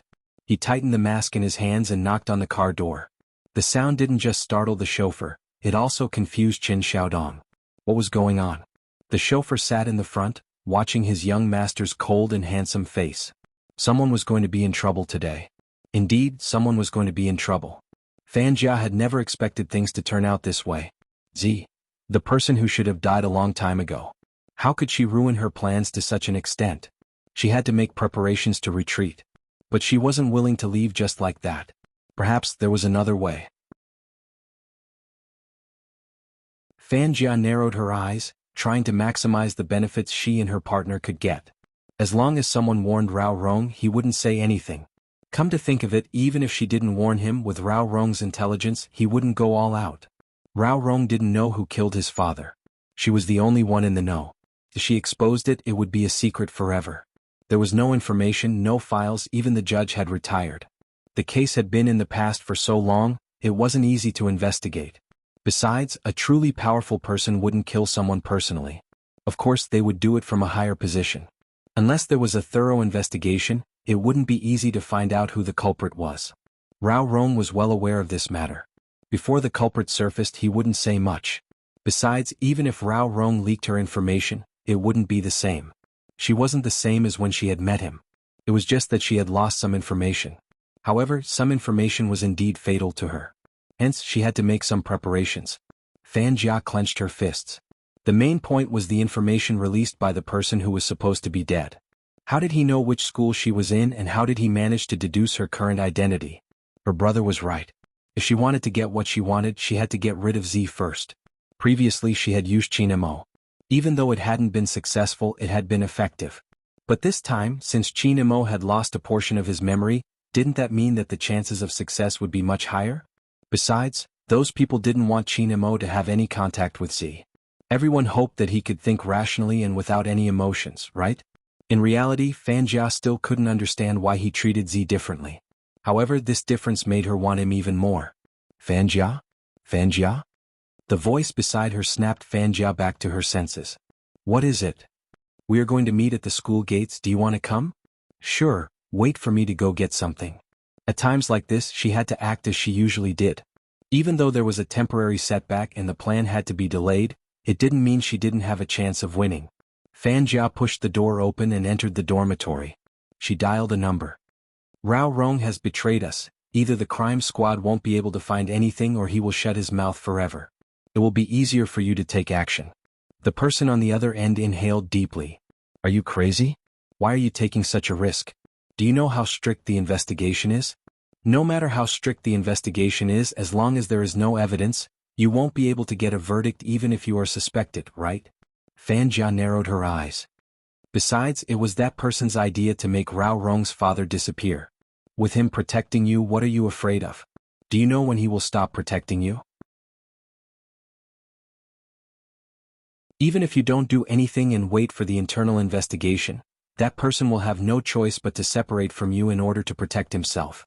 Back then, the cleanup was done so cleanly, even if there is any information left, it won't be found out. You can either attack or wait for your death. Think about it carefully. A middle-aged man in uniform stood in the corridor, his forehead covered in a layer of sweat. Ever since he had seen the video, he had a feeling. He couldn't hold on any longer. What are you standing there for? Hurry up and enter the meeting. Yes, I'm coming. The man looked at the back of the person in front of him, and the girl's words kept echoing in his mind. She was right. Either he caused a commotion or he would be cut off. Instead of being passive, he might as well take the initiative now. It was a huge meeting with the leader in charge. The entire process was carried out in secret. There was a change in the weather. The wind blew against the youngster's clothes, allowing her to relax slightly. She smiled. That was close. Hoshino did not comment. After all, every time the youth did something, it was to a certain extent. When was he not arrogant and bold? But Chinemo was indeed the toughest opponent they had ever met. Drop me off at the front, I'll take the train back, it's one stop away. Just then her phone rang, the caller ID from the Fu family's house. Bojio arched a brow. Hello. Young master, it's me. Qin Xiaodong seemed to have been triggered by something, his voice breaking. Bojio replied, Amimich, I know it's you, why? Young master Qin called just now, he wanted you to answer the phone. I told him you weren't home, you went to stay in school, but he seemed angry, I don't know why.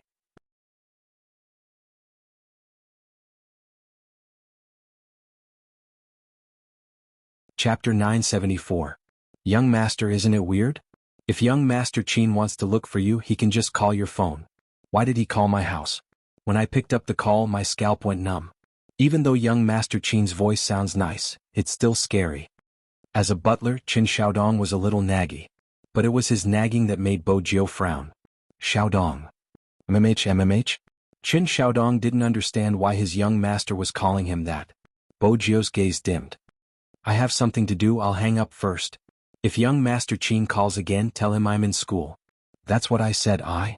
Before Qin Xiaodong could finish his sentence, the busy tone came from the other end. Bojio flipped over. She held her backpack with one hand and pulled open her jacket with the other. She tossed it into the bin at the side. Her movements were swift. Hoshino immediately realized something. Did something happen? Chinemo is suspecting me. Bojio paused. He suspects that I'm the one in the plaza. Hoshino's gaze stilled.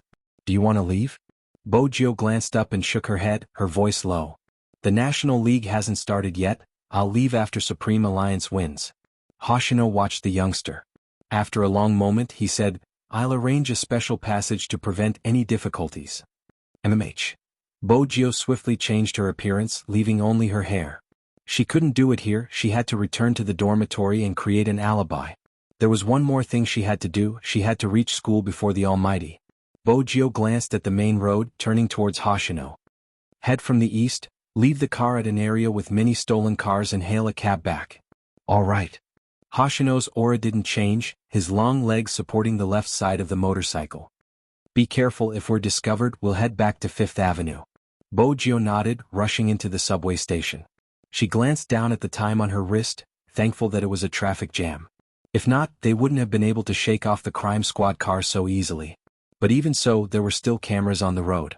The police might not have the video of them passing through the alleys, but as long as they appeared on the main road, there would be clues. Even if these clues were not found now, in less than half a day's time, all the major checkpoints would be checking the vehicles. Therefore, she and Hoshino had to seize the time and act separately. Bojio had already thought about this. The only thing she didn't expect was the phone call from the Almighty. Just like what Qin Xiaodong said, if the Almighty was really looking for her, he could have just called her or sent her a WeChat message. But the Almighty called the Fu family directly. He wasn't looking for her. He wanted to see if she was at home and if she had an alibi. Bojio gripped the handrail in the train, her eyes bright. As expected, it was never easy to shake off the Almighty's pursuit. Her time was running out. Bojio glanced down at her wrist. Once the train reached the station, she took large strides towards the crowd. Her speed was very fast. Her hair was still black, which meant that she had to wash off the paint on it. In order to prevent being caught by the Almighty in school, Bojio chose to enter from the back door. This meant that she had to climb over the wall. The back door of number 1 middle school was next to number 2 middle school. Bojio tugged her collar with one hand and was about to move. Before the thornhead youngster could walk over, he said, F***ck, it's already night time. Expert, why are you climbing over the wall? Aren't you afraid of being caught by the headmaster? Bojio paused, turning to look at a certain Shinibu. Hey, your hair is dyed black. When I saw your back, my instincts told me it was you. I never expected it to be you. Bojio held her forehead, sighing deeply. She scanned the things in his hands and pulled him over. You're wasting my time, do you know that? Bring the bowl of noodles over. Bowl of noodles? No, I was busy with my date and didn't have a proper meal. The canteen doesn't even cook. This is my only ration and I even snatched it from my little brother. Bojio reached out. Give it to me. F***ck, you're robbing, do you understand? Is it a trend for good students to rob bad students? Bojio didn't care what he was yelling at the back, grabbing his lunchbox. She used one hand to support herself against the tree trunk and took large strides, climbing up the wall. She stood there and jumped down. Her movements were fast and suave. The boss of number 2 middle school, who had wanted to snatch his bowl of noodles back, hesitated. In the end, he decided to buy another bowl since his skills weren't as good as the other parties. If he climbed over the wall and lost, it would be embarrassing. He was someone with a girlfriend now, he had to take care of his image. Bojio walked quickly, especially when night fell. She was like a silent shadow. When she appeared in the dormitory, the 2 roommates who had skipped the night revision session and were playing poker were shocked. Boss, why are you so quiet when you walk? Ah, your hair? Bojio glanced at them and said, if Almighty Qin asks later, tell him I've been in the dormitory the whole time and never left, understand? They didn't really understand. The 2 people who skipped class were confused, but looking at the young man's cold and ruthless face, no one dared to object. After all, the school hunk had won their respect from the moment he entered their dormitory. Even if they were suspicious that Almighty Qin's visit to their boss was just a fantasy, they couldn't expose it, right? Once she entered the dormitory, Bojio turned on the hot water and soaked the instant noodles before entering the bathroom. Number 1 middle school was indeed the best high school in Jiang City. Even the dormitory was a 5-star one with a shower area. Bojio glanced at herself in the mirror. She lowered her head and aimed it at the faucet of the sink, not caring if it was cold water or not. The white foam from the shampoo swept across the corner of her eyes, the dark color fading away slowly, returning to its original silver color. Outside the school, Jiang Zhua had rushed to the entrance after receiving the call. When he saw Qin Mo's cold aura, he couldn't help but ask curiously, young Master Fu just wants to stay in the dormitory and experience group life. Why are you so angry? Qin Mo didn't reply, walking into the school entrance. The male dormitory wasn't far away. Jiang Zhua laughed mischievously. It can't be, you still haven't settled that person. Qin Mo turned and glanced at Jiang Zhua, his tone calm. You still haven't settled Shui Yao Yao and she seems to be rejecting you. Jiang's fingers stilled and he laughed. Is that the same? You should know that I'm not as serious as you. I'm not bent by a single person, but what exactly is your little spade thinking? Does he want to stay in the dormitory and study hard? Can't be. We're here, this is the dormitory, I just found it for you. Chinamo didn't say another word as he walked in. Even though No. 1 Middle School's facilities were good, it was a famous school with a long history. Hence, there weren't any elevators in the dormitory, which meant they had to walk up the stairs. The moment Chinamo walked in, he attracted many people's attention. Moreover, Jiang's was following behind him. The appearance of the two male almighties of No. 1 Middle School made everyone excited. The boys' world was that simple. To them, Chinamo was the strongest boss in the history of No. 1 Middle School. They could see each other usually. After all, it was rare for Qin Feng to return to the school for a visit. But for him to appear in the male dormitory, it was a miracle among miracles. There were already many people taking out their phones to take pictures. Some of Qin Mo's fans were even more passionate, shouting from behind, "Almighty Qin, you have to win the National League." Qin Mo was already on the second floor, it was hard for him to react. Jiang's chuckled. You seem more popular than before, Supreme Alliance is really popular. How does it feel to be liked by so many boys? I don't feel anything. Qin Mo glanced at him, gesturing for him to shut up. Wait for me downstairs, I have something to discuss with that guy. Jiang's arched a brow, smiling. You need someone to guard the door. I'll guard the door for you and help you clear the area. Up to you. Qin Mo went up to the third floor and saw a group of half-naked high school students. They were holding a wash basin, baggy pants and a double trolley board. They were probably washing their clothes in the study room. Qin Mo frowned at their attire because one of them was running around in his underwear. Qin Mo's gaze turned colder at the thought of a certain someone living in such an environment. However, whether that guy really lived here or if it was just a disguise was yet to be verified. Along the way they stepped on the rubbish on the ground, the smell spreading was definitely not pleasant. Jiang's faint smile finally broke, he reached out to press his nose and mouth. As for the boys on both sides of the corridor, when they saw the two of them, they seemed to be petrified and just stood there in a daze. There was only one thought in their minds.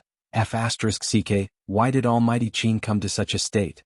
The one in his underwear was afraid of hurting Almighty Qin's eyes, so he hid behind the wall, covering his lower body with both hands, wishing that he was transparent. Humans were like this. If a bunch of guys were shirtless and didn't wear pants, no one would think much of it. But suddenly an extremely clean person came in, and that person was the idol of their male god, so their faces were a little hot. Four-Eyed, who was standing at the door with his lunchbox in hand, was also blushing. Who could explain to him what was going on? Why did Almighty Qin stop in front of their dormitory, stuffing one hand into his pocket and arching a brow at him? Even though he didn't want to admit it as a man, their heights weren't just a little different. Knock on the door. Qin Mo's voice had always been calm, but it always had a natural aura that made people who heard it want to execute it uncontrollably. Four-Eyed turned and knocked on the door silently. Honestly, no one in the dormitory could hear him knocking on the door. Four-Eyed felt that young Master Qin's presence made it harder for him to enter the room. Usually he would just kick the door open. That was the correct way to enter the dormitory. He was so refined, but he really didn't. Jiang's could ease the atmosphere. Isn't it night self-study session? There are many people back. It hasn't been very strict recently. Boys after all. Four-Eyed chuckled, his eyes drifting over to Almighty Qin's cold and indifferent side profile. Someone should have opened the door. It was fine if he skipped class, but didn't he know how to come out and get his food? Since Qin Mo and Jiang's were standing there at the same time, room 419 became the focus of attention in the corridor. They had a premonition that the dormitory was going to be popular. First, the school hunk moved in, and now young Master Qin. In the past, they wouldn't have imagined this. The four-eyed man didn't feel much pressure. Under the piercing glare, he took a deep breath and knocked on the wooden door 3 times. **CK, who is it?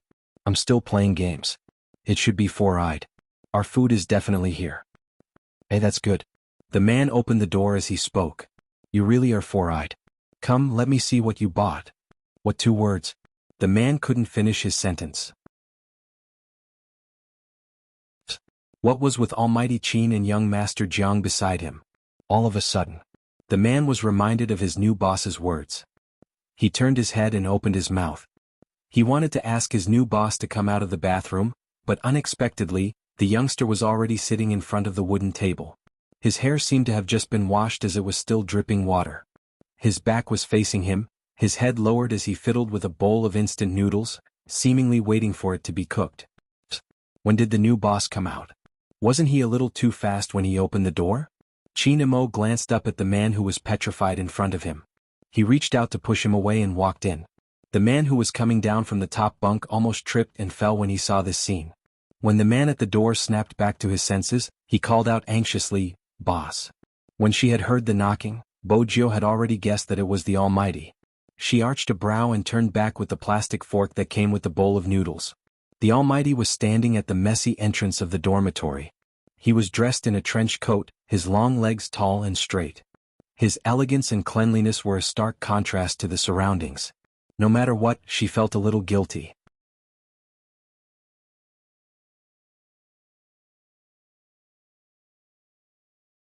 Chapter 975. Chinamo watched as the youngster's silver hair dripped with water, her expression unguarded. Her gaze was as clear as ever, as though she didn't know anything. Chinamo took a step forward. The person who almost fell from the upper bunk hurriedly retracted his hand, burrowing into the blanket. It was a pity that he had to cover his upper body in the summer. Bojio could feel the oppressive aura inching closer to her. She didn't know if her roommates would believe her if she told them that the Almighty was bored and wanted to play with her. "All of you leave." This was Chinmo's first sentence, his faint voice tinged with coldness. Although it was only 6 words, it made the backs of the other 3 people in the dormitory stiffen. They looked at each other, quickly packed up their things and stood in the safe area. The so-called safe zone was the place beside Jiang Zhuo, who had a faint smile on his face. "It seems like we've disturbed them." Jiang Zhuo patted one of their shoulders. "Let's have a smoke outside." The person nodded. What else could they do? They couldn't defeat young Master Qin. Besides, young Master Qin looked like he wanted revenge. It wasn't because they didn't have a collective sense of honor. It wasn't because they didn't want to stand on their new boss's side. Even if they were to make a move, they would just be adding to young Master Qin's side. Wait a minute. Chinamo turned, his gaze sweeping over the 3 of them. "She has been here the entire time, she hasn't left." Bojio heard the exclamation, her heart sinking. Fortunately, Four Eyes was more reliable. He pushed his spectacles up and tried to remain calm. "No, she has." Boss even showed his face in class and bought a bowl of instant noodles. Bojio smiled faintly. This was the perfect excuse. As expected, those who were well educated were better at lying. As expected of the weirdest student in their dormitory. Chinamo glanced at Four Eyes, his gaze shifting towards the other 2. That fleeting gaze made him chuckle coldly. "Is that so?" "Yes, Almighty Qin, you don't know how hard it is to persevere at night." The Thornhead finally regained his sense of existence. But it was obvious that based on Bojio's understanding of the Almighty, he didn't believe her. She hadn't left. Fortunately, she wasn't tricked by her teammate. "Done." Jiang Zhuo reached out and pulled the door handle over. He said meaningfully, "You two have a good chat. It doesn't matter how long it takes. Just keep the commotion down. I'll be guarding the door." Bojio watched Jiang Zhuo smile, which made him look like a pimp. After closing the door, the other 3 finally heaved a sigh of relief. When young Master Qin caught them and asked them questions, their hearts were in their throats. But Boss was amazing.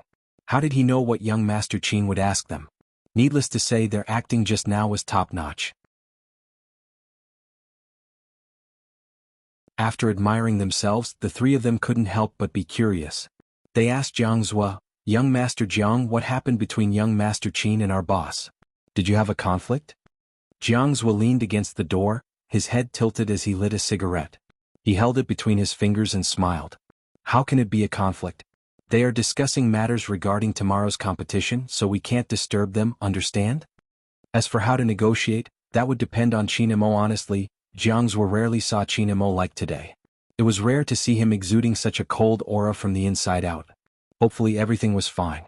Jiang Zhuo flicked the cigarette ash in his hand, glancing at the messy tunnel. He felt that it was better to remind Chinamo to hurry up. If he stayed in such an environment, he would smell. But Chinamo wasn't going to check his messages. He allowed his phone to vibrate as he stuffed a hand into his pocket. He stood in front of Bojio, looking down at her with an indifferent gaze. He didn't say a word, his gaze sending goosebumps down Bojio's back. Bojio's lashes fluttered. Chinamo reached out, touching the bowl of noodles on the table. It was warm, proving that there was indeed water inside. Bojio glanced up, watching the fair hand in front of her, each nail trimmed neatly. But that didn't mean he was harmless. His actions proved that the Almighty was suspicious of her. 419, did you move in because of the dorm name? Chinamo asked coldly. Bojio stilled. I didn't notice the dorm number. Is that so? Chinamo watched the youngster's face. Bojio revealed her tiger teeth, smiling faintly. I'm a righteous person, I wouldn't think in that direction. Including seeing so many naked men walking around. Chinmo's gaze darkened. Bojio felt that she had to save herself at this moment. She caressed her nose. After seeing you, these people are like a pile of bones, I'm not interested. Chinamo paused. Be more serious. I am. Bojio laughed. Brother Imo, you aren't angry with me, right? Chinamo watched her, his gaze deep and unreadable. I can stop being angry, sing me a song. Bojio smiled. Sure, what song do you want to hear? The Ordinary Road, Chinamo replied faintly. But it was the name that made Bojio's fingers freeze for a moment. All right, I'll search for the lyrics. Just as she lowered her head to search, Chinamo placed his hands on both sides of her. Chinamo placed his hands on both sides of her and lowered his body. This way they were very close to each other, so close that their breaths could touch each other's faces. Fortunately, Jiangzhou had brought the people from the dormitory out. Otherwise, it would be hard not to think too much if someone saw their posture. Bojio's heart tightened. This was undoubtedly the Almighty's interrogation method against her. Chinamo watched her for a moment, his lips lifting into a devilish smile. Jio, do you know that a person's heart beats faster when they are lying? Bojio lifted her head, her face serious. I don't know if I'm lying, but when you are so close to me, my heart beats faster. Do I have to touch your chest and ask questions? Chinamo smiled, looking warm, but Bojio knew it wasn't warm at all because there wasn't a hint of a smile in his eyes. The Almighty's gaze moved from her face to the ends of her hair. His left hand reached out, reaching under the hem of her top. He lifted it up and held on to her softness. Bojio trembled.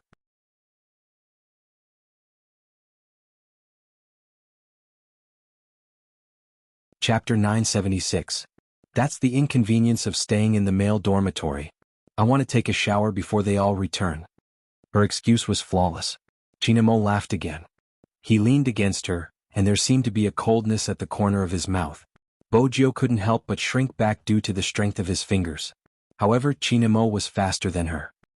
He held the back of her head and watched as the water dripped from the youngster's silver hair landed on her delicate and fair collarbone. Chinmo's eyes deepened and he retracted his hand. After regaining her freedom, Bojio wanted to stand up. Chinamo took out a black mask from his pocket. He looked at her and asked slowly, "Do you recognize this?" Bojio didn't have time to reply. Chinamo had already placed the mask on her face. Bojio's heart trembled. She tried her best to look natural. Bojio knew where the mask had come from. It was the one that had been removed by the Almighty during their fight. The black mask accentuated the youth's beautiful eyes, making them look as bright as stars. Chinamo watched the familiar brows peeking through the black mask, his gaze deepening. His fingers caressed the edge of Bojio's mask, lowering his body. You really look alike. Bojio didn't dodge. What does it look like? Like Z.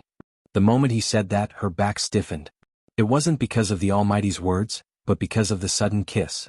Through the mask, he landed a kiss on her lips. Through the black cotton, his breath was filled with a faint scent. That kind of kiss could easily make one's heart palpitate. It was as if all the fragments of his brain had been sucked out.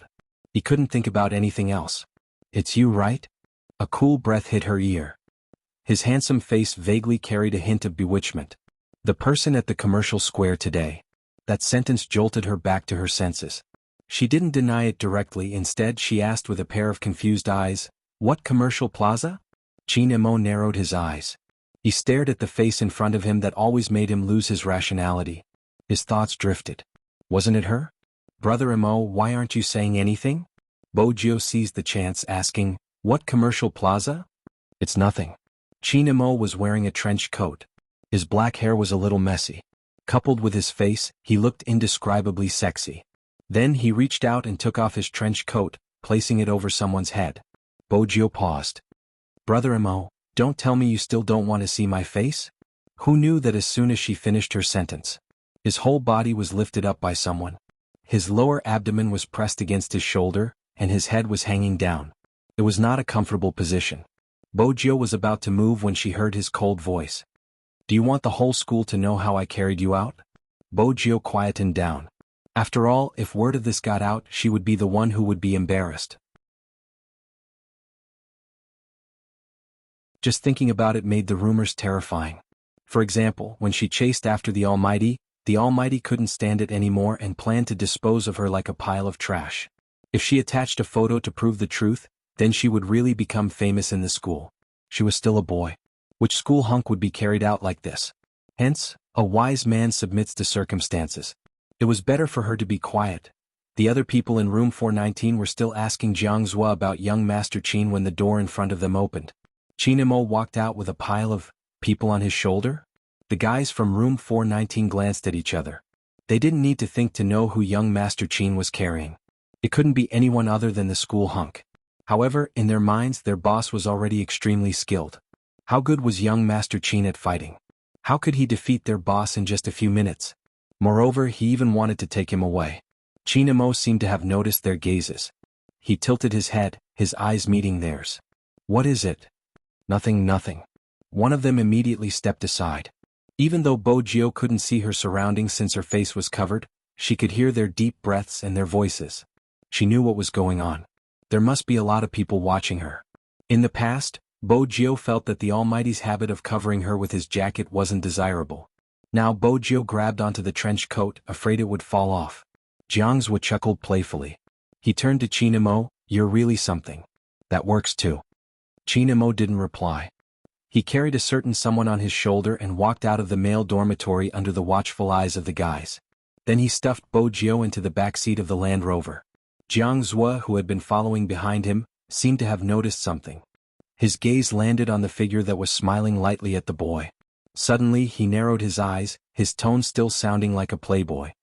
"Leave first, I have something on. I won't disturb you from teaching your little spade a lesson." Bojio listened to Jiang Zhua's gloating tone.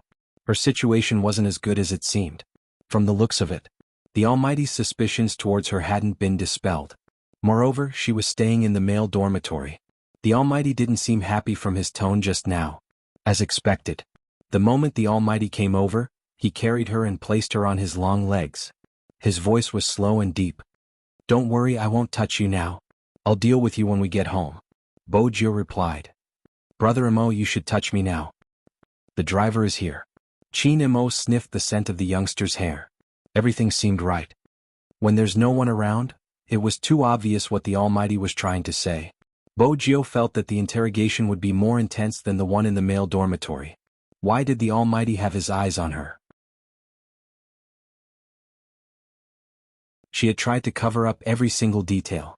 Moreover, the Almighty's suspicions had reached an unbridled stage. He called Fatty right in front of her. "Help me check the surveillance cameras in number 1 middle school. See if anyone climbed over the wall today. No, you don't have to look for any suspicious people. Just look for Little Spade's video." Bojio replied sincerely, "Brother Mo, I don't always climb over the wall. I still use the main entrance." Qin Mo ignored her interruption and continued to order. "Send me a copy of the surveillance footage from the classroom between 7 and 8. See if Little Spade is around." "Captain, why are you investigating Little Spade all of a sudden?" Bojio was about to reply when Qin Mo's voice rang out again. Qin Mo's voice rose again. "She always skips classes. She's so disobedient," Fatty replied before hanging up.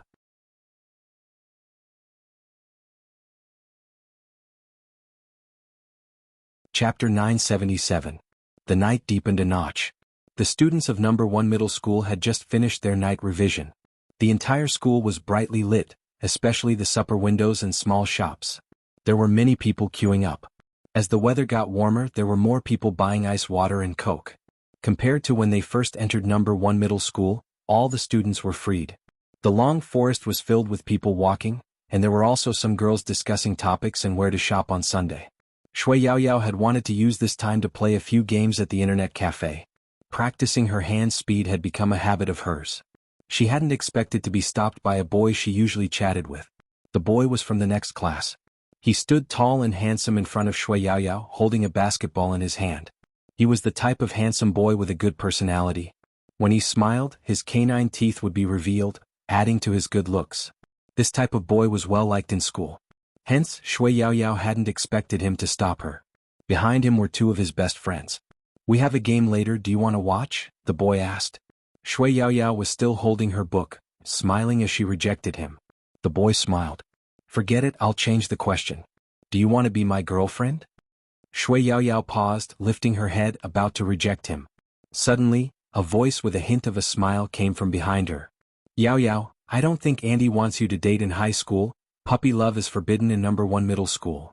Shui Yaoyao's back froze. Even without turning back, she knew who the person was. The boy who confessed to her looked at Jiang Zhuo, who was holding a cigarette in one hand and had an outstanding aura. His eyes widened. "Young Master Jiang." Jiang Zhuo walked over, a cigarette in one hand, the other naturally placed on Shui Yaoyao's shoulder. He whispered into her ear, "Why don't you tell your classmates that you can't date for the next 3 years? Mmh?" Shui Yaoyao's body stiffened even more. She knew Jiang Zhuo was reminding her of the time limit of their contract. She couldn't have a boyfriend for the next 3 years, that was the condition they had agreed on from the start. The boy didn't know what was going on. He really thought that she was more sensitive in high school and had to wait until after her sophomore year. His eyes dimmed. Shui Yaoyao looked at him. This was the first time someone had confessed to her. In the past, she had never been discovered by anyone, so why would anyone confess to her? Shui Yaoyao looked up and said, "Sorry?" The boy interrupted her with a smile. "It's okay. You want to go to C University, right? I'll apply for that school too." This time Shui Yaoyao was really stunned. When she said these words, it was a long time ago.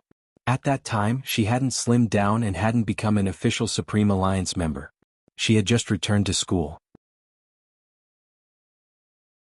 "How did you know?" The boy looked at Shui Yaoyao, his gaze deep. "The first time I noticed you, you were helping your brother pack his bag. I always felt that you were very gentle. After that, I unknowingly wanted to know more about you, so I asked around." Shui Yaoyao was shocked. She never thought that someone would notice her at that time. Moreover, this person had always been a topic of discussion among girls. The boy noticed Shui Yaoyao's gaze and smiled again, his face a little red. "You probably don't remember, but there was one time when I hurt my leg while playing basketball. I was sitting at the railing and you happened to pass me a band-aid. You even helped me wash my wound with water. At that time, I wanted to tell you that I really like you, Shui Yaoyao, I really like you." Shui Yaoyao's eyes trembled slightly. She looked into the boy's clear eyes. She wasn't like what he thought. He deserved a better girl.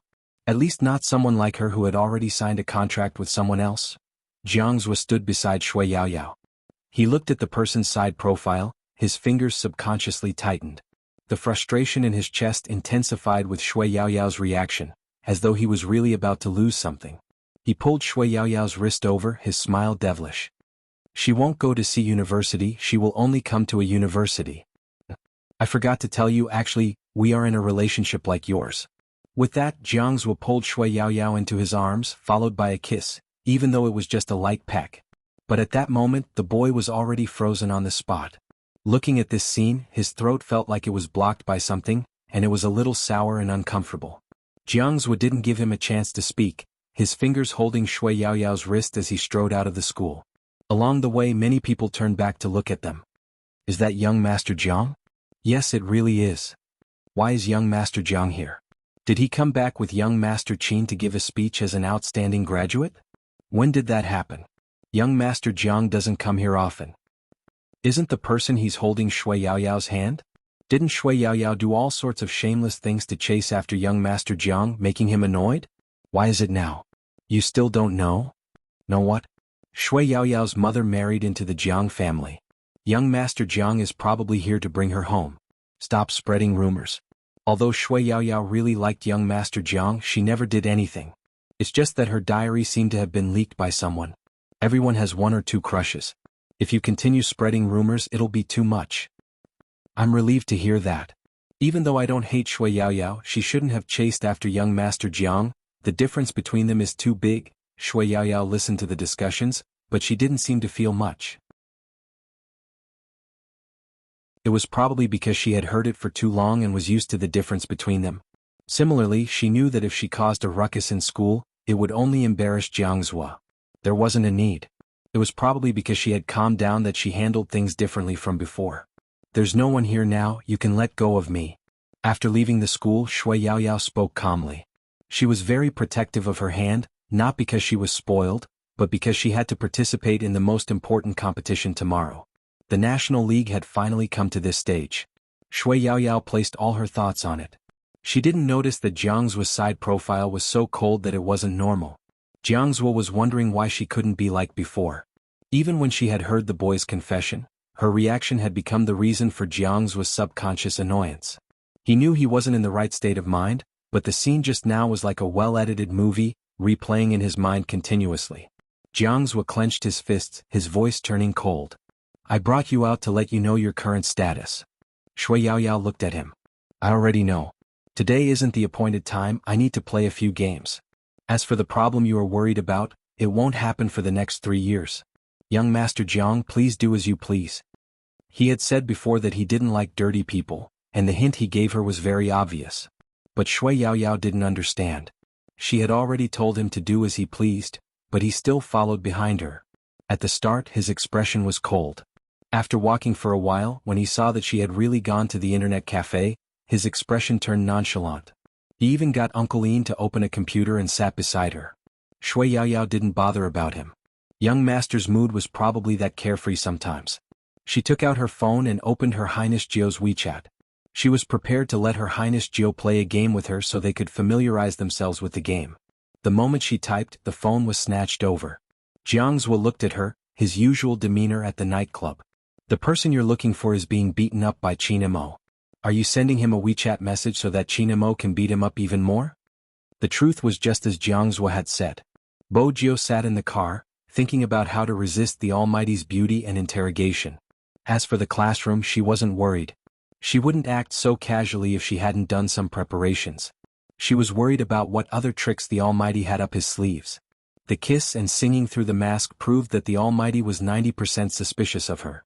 Only the Almighty would suspect her. Even until now, Smith hadn't thought of her. There was also the fight at the square. If the Almighty had brought along the special forces from the cinema, she would have been caught on the spot even if Hoshino had been there. Hence, luck was important in such a huge gamble. Bojo smiled mischievously. She wasn't going to admit it was her. That was the only benefit of being reborn. Young Master, we're here. The driver stopped the car.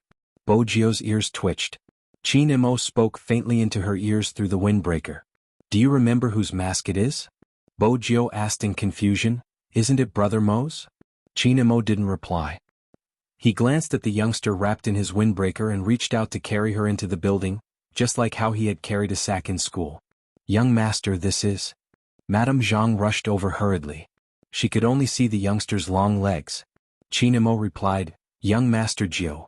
Bojio could clearly hear Madame Zhang's, ah? This time she was embarrassed. Unlike what Bojio had expected, the Almighty didn't interrogate her immediately. Instead, he cuffed her left wrist to the chair. Then he walked out. Bojio reached out to remove the windbreaker. But the Almighty's voice came from outside. Princess, look at her. Princess looked as though he had been entrusted with something important. He leaped up valiantly, landing on top of her head. Then he sat there motionlessly. Seriously? It was rather heavy for such a fat cat to be placed on top of her head. Princess looked solemn as he sat there, wagging his tail. This was the first time Bojio felt that her appearance was stupid. Fortunately, there wasn't anyone around. Qin Mo had come out because of a call from Fatty. Captain, I just checked and got the footage. Little Spade didn't climb the wall, he was sleeping in the classroom and was punished with frog jumps. Captain, do you want to watch Little Spade do the frog jumps? It's enough to make you laugh for the entire day. Fatty's voice turned softer as he spoke. Even through the phone, he could feel his captain's icy cold aura. Little Spade, what exactly did you do to make Captain feel so down?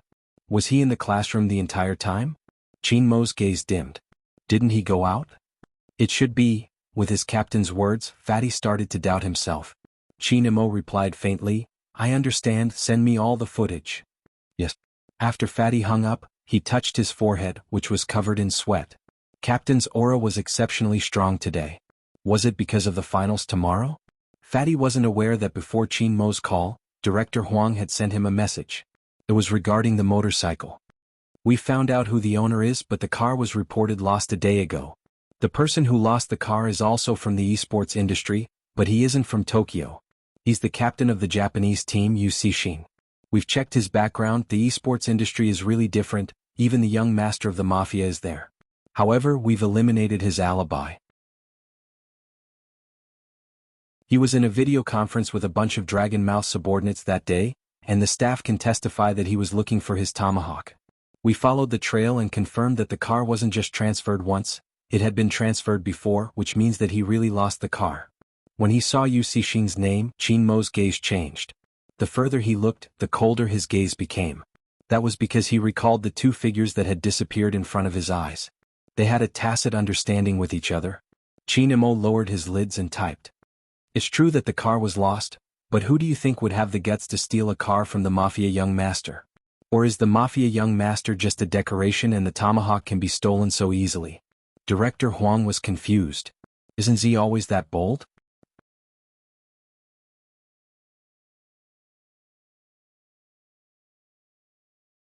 Chapter 978.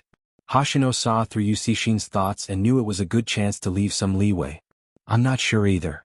Wuxia Shin glanced over at Hoshino, narrowing his eyes. If anyone dared to lie to his vice-captain, he would be furious. If you're not sure, then let's wait and see. The people from the Key Case Investigation Unit came today and they're really smart. They immediately found me. I don't know who gave them the information, but it's obvious that they're starting to suspect you. I understand, I'll be careful. Hoshino's attitude was always the same, gentle as jade, but in reality, he was more tenacious than anyone else. This was something Wuxia Shin found interesting. Tomorrow is the finals between Supreme Alliance and Xiangnan. As an international team, you and I will be there, we can study Spade Z. Wuxia Shin said this because the Japanese would be up against either Xiangnan or Supreme Alliance. Regardless of which team won the finals, it would be difficult for them to fight against them. They wanted to see the difference between them, and the other reason was because he was still doubting Bojio's authenticity. Instead of looking at Hoshino and not being able to say anything, he might as well use this opportunity to ask the other party involved. That night was destined to be a sleepless one. Too many people were waiting for the finals. Lin Feng wasn't aware of the others. He laid on his bed, unable to fall asleep because he had seen something he shouldn't have. Hence he stood up, preparing to stretch his limbs. Unexpectedly, while he was walking, he met a girl from the same school. The girl was walking with her dog and Lin Feng followed her for a while. They chatted happily. Lin Feng didn't notice Yun Hu, who was out for a night run. After Lin Feng returned home, whistling as he prepared to enter the house, a voice came from beside him. Are you in a good mood? Lin Feng paused and turned around.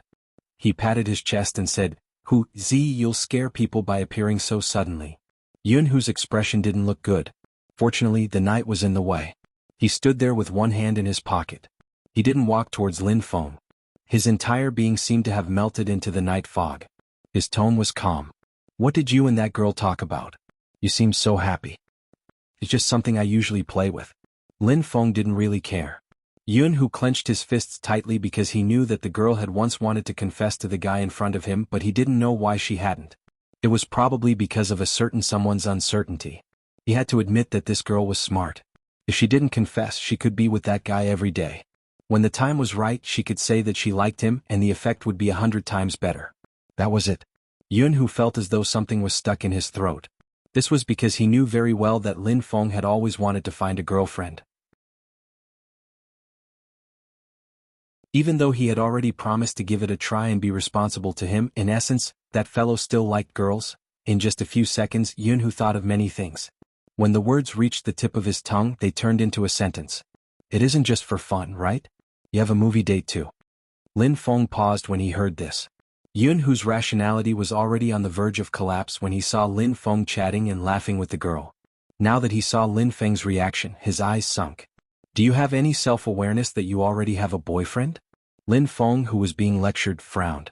In order to understand Yun Hu's intentions, he downloaded a dating app. There were many people who had greeted Yun Hu. There was even one who had gone out for a drink. He had only taken a short walk with a girl and this person's words were so harsh. It was probably a mistake right from the start. Lin Feng still couldn't get used to it. He raised his lids and looked at Yun Hu. Hu, I saw the messages on your dating app. Actually, do you think that the person who often leaves you messages is more suitable for you? The reason why Lin Feng said this was because he saw Yun Hu's reply to that person. It was because he saw Yun Hu's reply to that person. He thought that the two of them had a good relationship in private. If it had been a normal person, someone like Yun who wouldn't have agreed to meet up with that person. Lin Feng didn't know that the meeting that time was entirely because Yun who couldn't get it. He just wanted to go out and relax and didn't think much about it. However, he had never imagined that things had already reached this stage. He still said that perhaps the other person was more suitable for him. He was pushing him away. He was the only one who cared about this relationship. As for Lin Feng, it was obvious that he was a straight man. But when he heard those words, Yun who couldn't help but clench his fists. His chest felt as though there was a rock pressing down on it. Lin Feng lowered his head and said, "I saw both of your replies. That person is going to study abroad. Actually, have you ever thought that because we grew up together, you can't tell if it's because you like me or because you're used to me? So what exactly are you trying to say?" When Yun who said this, his throat felt a little stifled. Lin Feng glanced up with a rare seriousness. "I think it's really stupid for us to try dating. I drank too much that night. Why don't you change the method and let me atone for my sins?" The reason why Lin Feng said this was because he saw the common topic between that person and Yun who online. In reality, he and Yun who didn't have this point. Other than gaming, their interests and studies were different. It was rare for them to be on the same level. It was probably because the older he grew, the more he wanted to inherit his family's company. Yun who, on the other hand, was pursuing something of a higher level. A famous overseas university had personally sent a letter for him to do research. Lin Feng could even imagine the difference between him and Yun who in the future. Now they still had games to talk about. When that time came, they probably wouldn't have anything to talk about. After all, in real life, two people on different levels wouldn't have a topic to talk about. Over time, they would become like his parents. Even though Lin Feng's family was wealthy, that was how Father Lin and Mother Lin interacted. That was why Lin Feng wanted to find a girl who had a cheerful personality and didn't think too much like him. She would only sleep after eating and occasionally go to the supermarket on the weekends. That was the kind of life he would have. But it was obvious that Yun whose daily life was much more elegant than his. Sometimes, he thought that it probably had something to do with the fact that his grandfather was gone and the Yun family was still in power. Even though the two families lived opposite each other, their nature was different. He and Yun who used to be people of the same world. In the future they would rarely be. The uncertainty of their youth faded. How long could Yun whose love last? Hence he was really stupid. Why didn't he think of giving it a try back then? It would ruin their relationship if they tried it once. Lin Feng didn't want to see that in 1 year, 3 years, or even 5 years, they would have nothing to say to each other and be together reluctantly.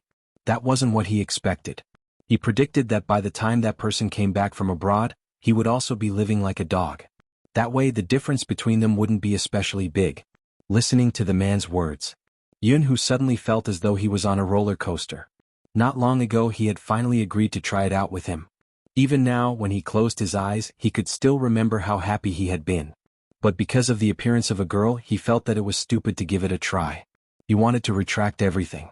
At the end of the day, he would never be comparable to those girls. Yun who also knew that this wasn't the most painful time. After they broke up, with the arrival of graduation, this person would soon have a girlfriend. What he was most afraid of was that one day, that person would hold a girl's waist and laugh at him. I'm going to get married." Whenever he thought of that scene at night, a nerve in the depths of his heart would be pulled. The pain made him want to bend over. If he hadn't tasted the happiness in heaven, perhaps it wouldn't be so unbearable. Ever since that guy said that he would try dating, he had been very nice to him. It was as if they were dating. Although when he held his hand and interlocked their fingers, he would still mutter in a low voice or stiffen his whole body. No matter which reaction it was, it only made him feel happy. It was as though happiness meant that as long as he was with this guy, it didn't matter what they did, including those childish things like holding hands and sharing a bowl of instant noodles. Or when he was tired from practicing his hand speed, that person's head would lean over. Often he would be the one doing the review. He would lean against him to sleep just to be able to accompany him. It had been like this since the beginning. But in the future it would no longer be like this. After the National League, this guy would take over the company and gradually leave the esports industry. Not only would their gaming time be reduced, even the number of times they would meet wouldn't be as frequent as now. Because graduation would mean that they would really be adults. Yun who understood this guy. Since he mentioned it, it meant that he had decided to do it. He wanted to end their relationship. It was obvious. Yun who understood. Because of that, even his breath felt cold. Admit it, even if this person temporarily agreed to date you because you tricked him, he will never fall in love with you. Yun, who had to suppress all his emotions to swallow the question of why not try again. Instead, he stretched out his arm and trapped that person against the wall. His gaze was a little low. You want to redeem yourself in another way? Sure, I don't have too many conditions. After the National League, if we win Xiangnan, you will let me sleep back. With that, Yun, who released his hand that was pressing on that person's wrist. He took one last deep look at Lin Feng before walking out of the room. Lin Feng was left leaning against the wall, his entire expression petrified. Sleep, sleep, sleep back? Did Yun, who want to F***ck him? Lin Feng's first reaction was anger. After his anger subsided, he thought carefully about why Yun, who would suggest such a method. He had seen other people's replies. In their industry, people like Yun, who were rare and would never bow down to others. He had taken advantage of Yun, who, and now, he wanted Yun, who to take revenge. There wasn't anything wrong with this logic. If that would make Yun, who feel better, Lin Feng took a deep breath. If it wasn't half an hour, it was at least an hour. He smoked non-stop, extinguishing one cigarette after another. In the end, he straightened his body and took out his phone. He sent a message to the familiar profile picture. Sure, let's sleep back and we'll be even. The unique sound effect of WeChat rang out. Yun, who was sitting in front of the computer, suddenly didn't know where to touch. When he saw the message, his gaze stiffened. He glanced at the window opposite him, swallowing the bitterness in his throat. The last thing he wanted to do was to be even with someone. Being even meant that both parties were even and they didn't owe each other anything. Perhaps, ending this relationship didn't mean anything to him. Yun chuckled. When he placed his phone down, even his black hair hung down. He didn't turn on the lights, just sitting in front of the computer. After a long while, he made a call with a hoarse voice. I have the answer to the question your school asked me previously. After the competition, I'll head over. Ah, that's great. The person on the other side spoke in pure English. We look forward to your joining, Yun. Yun, who couldn't hear what the person behind him was saying. He reported his passport number numbly and filled in some information before sending it to the designated email. After he was done, it was almost 11 p.m. After the competition, they would really be worlds apart. Hence, he didn't want to have any regrets for this competition. He also didn't want to see that person smoking in the toilet with reddened eyes after losing the competition and blaming himself. That person, when he was working hard and playing games seriously, was more adorable than ever. The night sky darkened. Under normal circumstances, the internet cafe would be open for supper. Usually, at this time, the boss loved to stand in the middle with the air conditioner and order takeaway. However, at this moment, he closed the shop early and was making the final settlement. Before the customer left, he smiled. Tomorrow is the finals, right? Did you meet Xiangnan? Finally, you have to work hard, uncle. This was the fifth customer who said that. The customer wasn't a fan of Yin Wuyao. He held a cigarette in his mouth, changing his hand. I will. In the distance, there was a tall building that pierced through the clouds. The Feng family was on the top floor. Feng Yi sat on the sofa, finalizing the next day's schedule and the order of the fans' entrance. After hanging up, he tugged at his tie and saw his brother checking the things he needed to bring. The team uniform, the standard earpiece, and the wrist guard. You're tuning in to the Han Li's Wuxia Chronicles YouTube channel. We're so grateful for your support, and don't forget to subscribe to join us on this incredible journey through captivating stories. Your generosity through donations truly makes a world of difference, as it's the primary source of revenue that allows me to expand and enhance this channel for you. Thank you from the bottom of my heart for being a part of this adventure.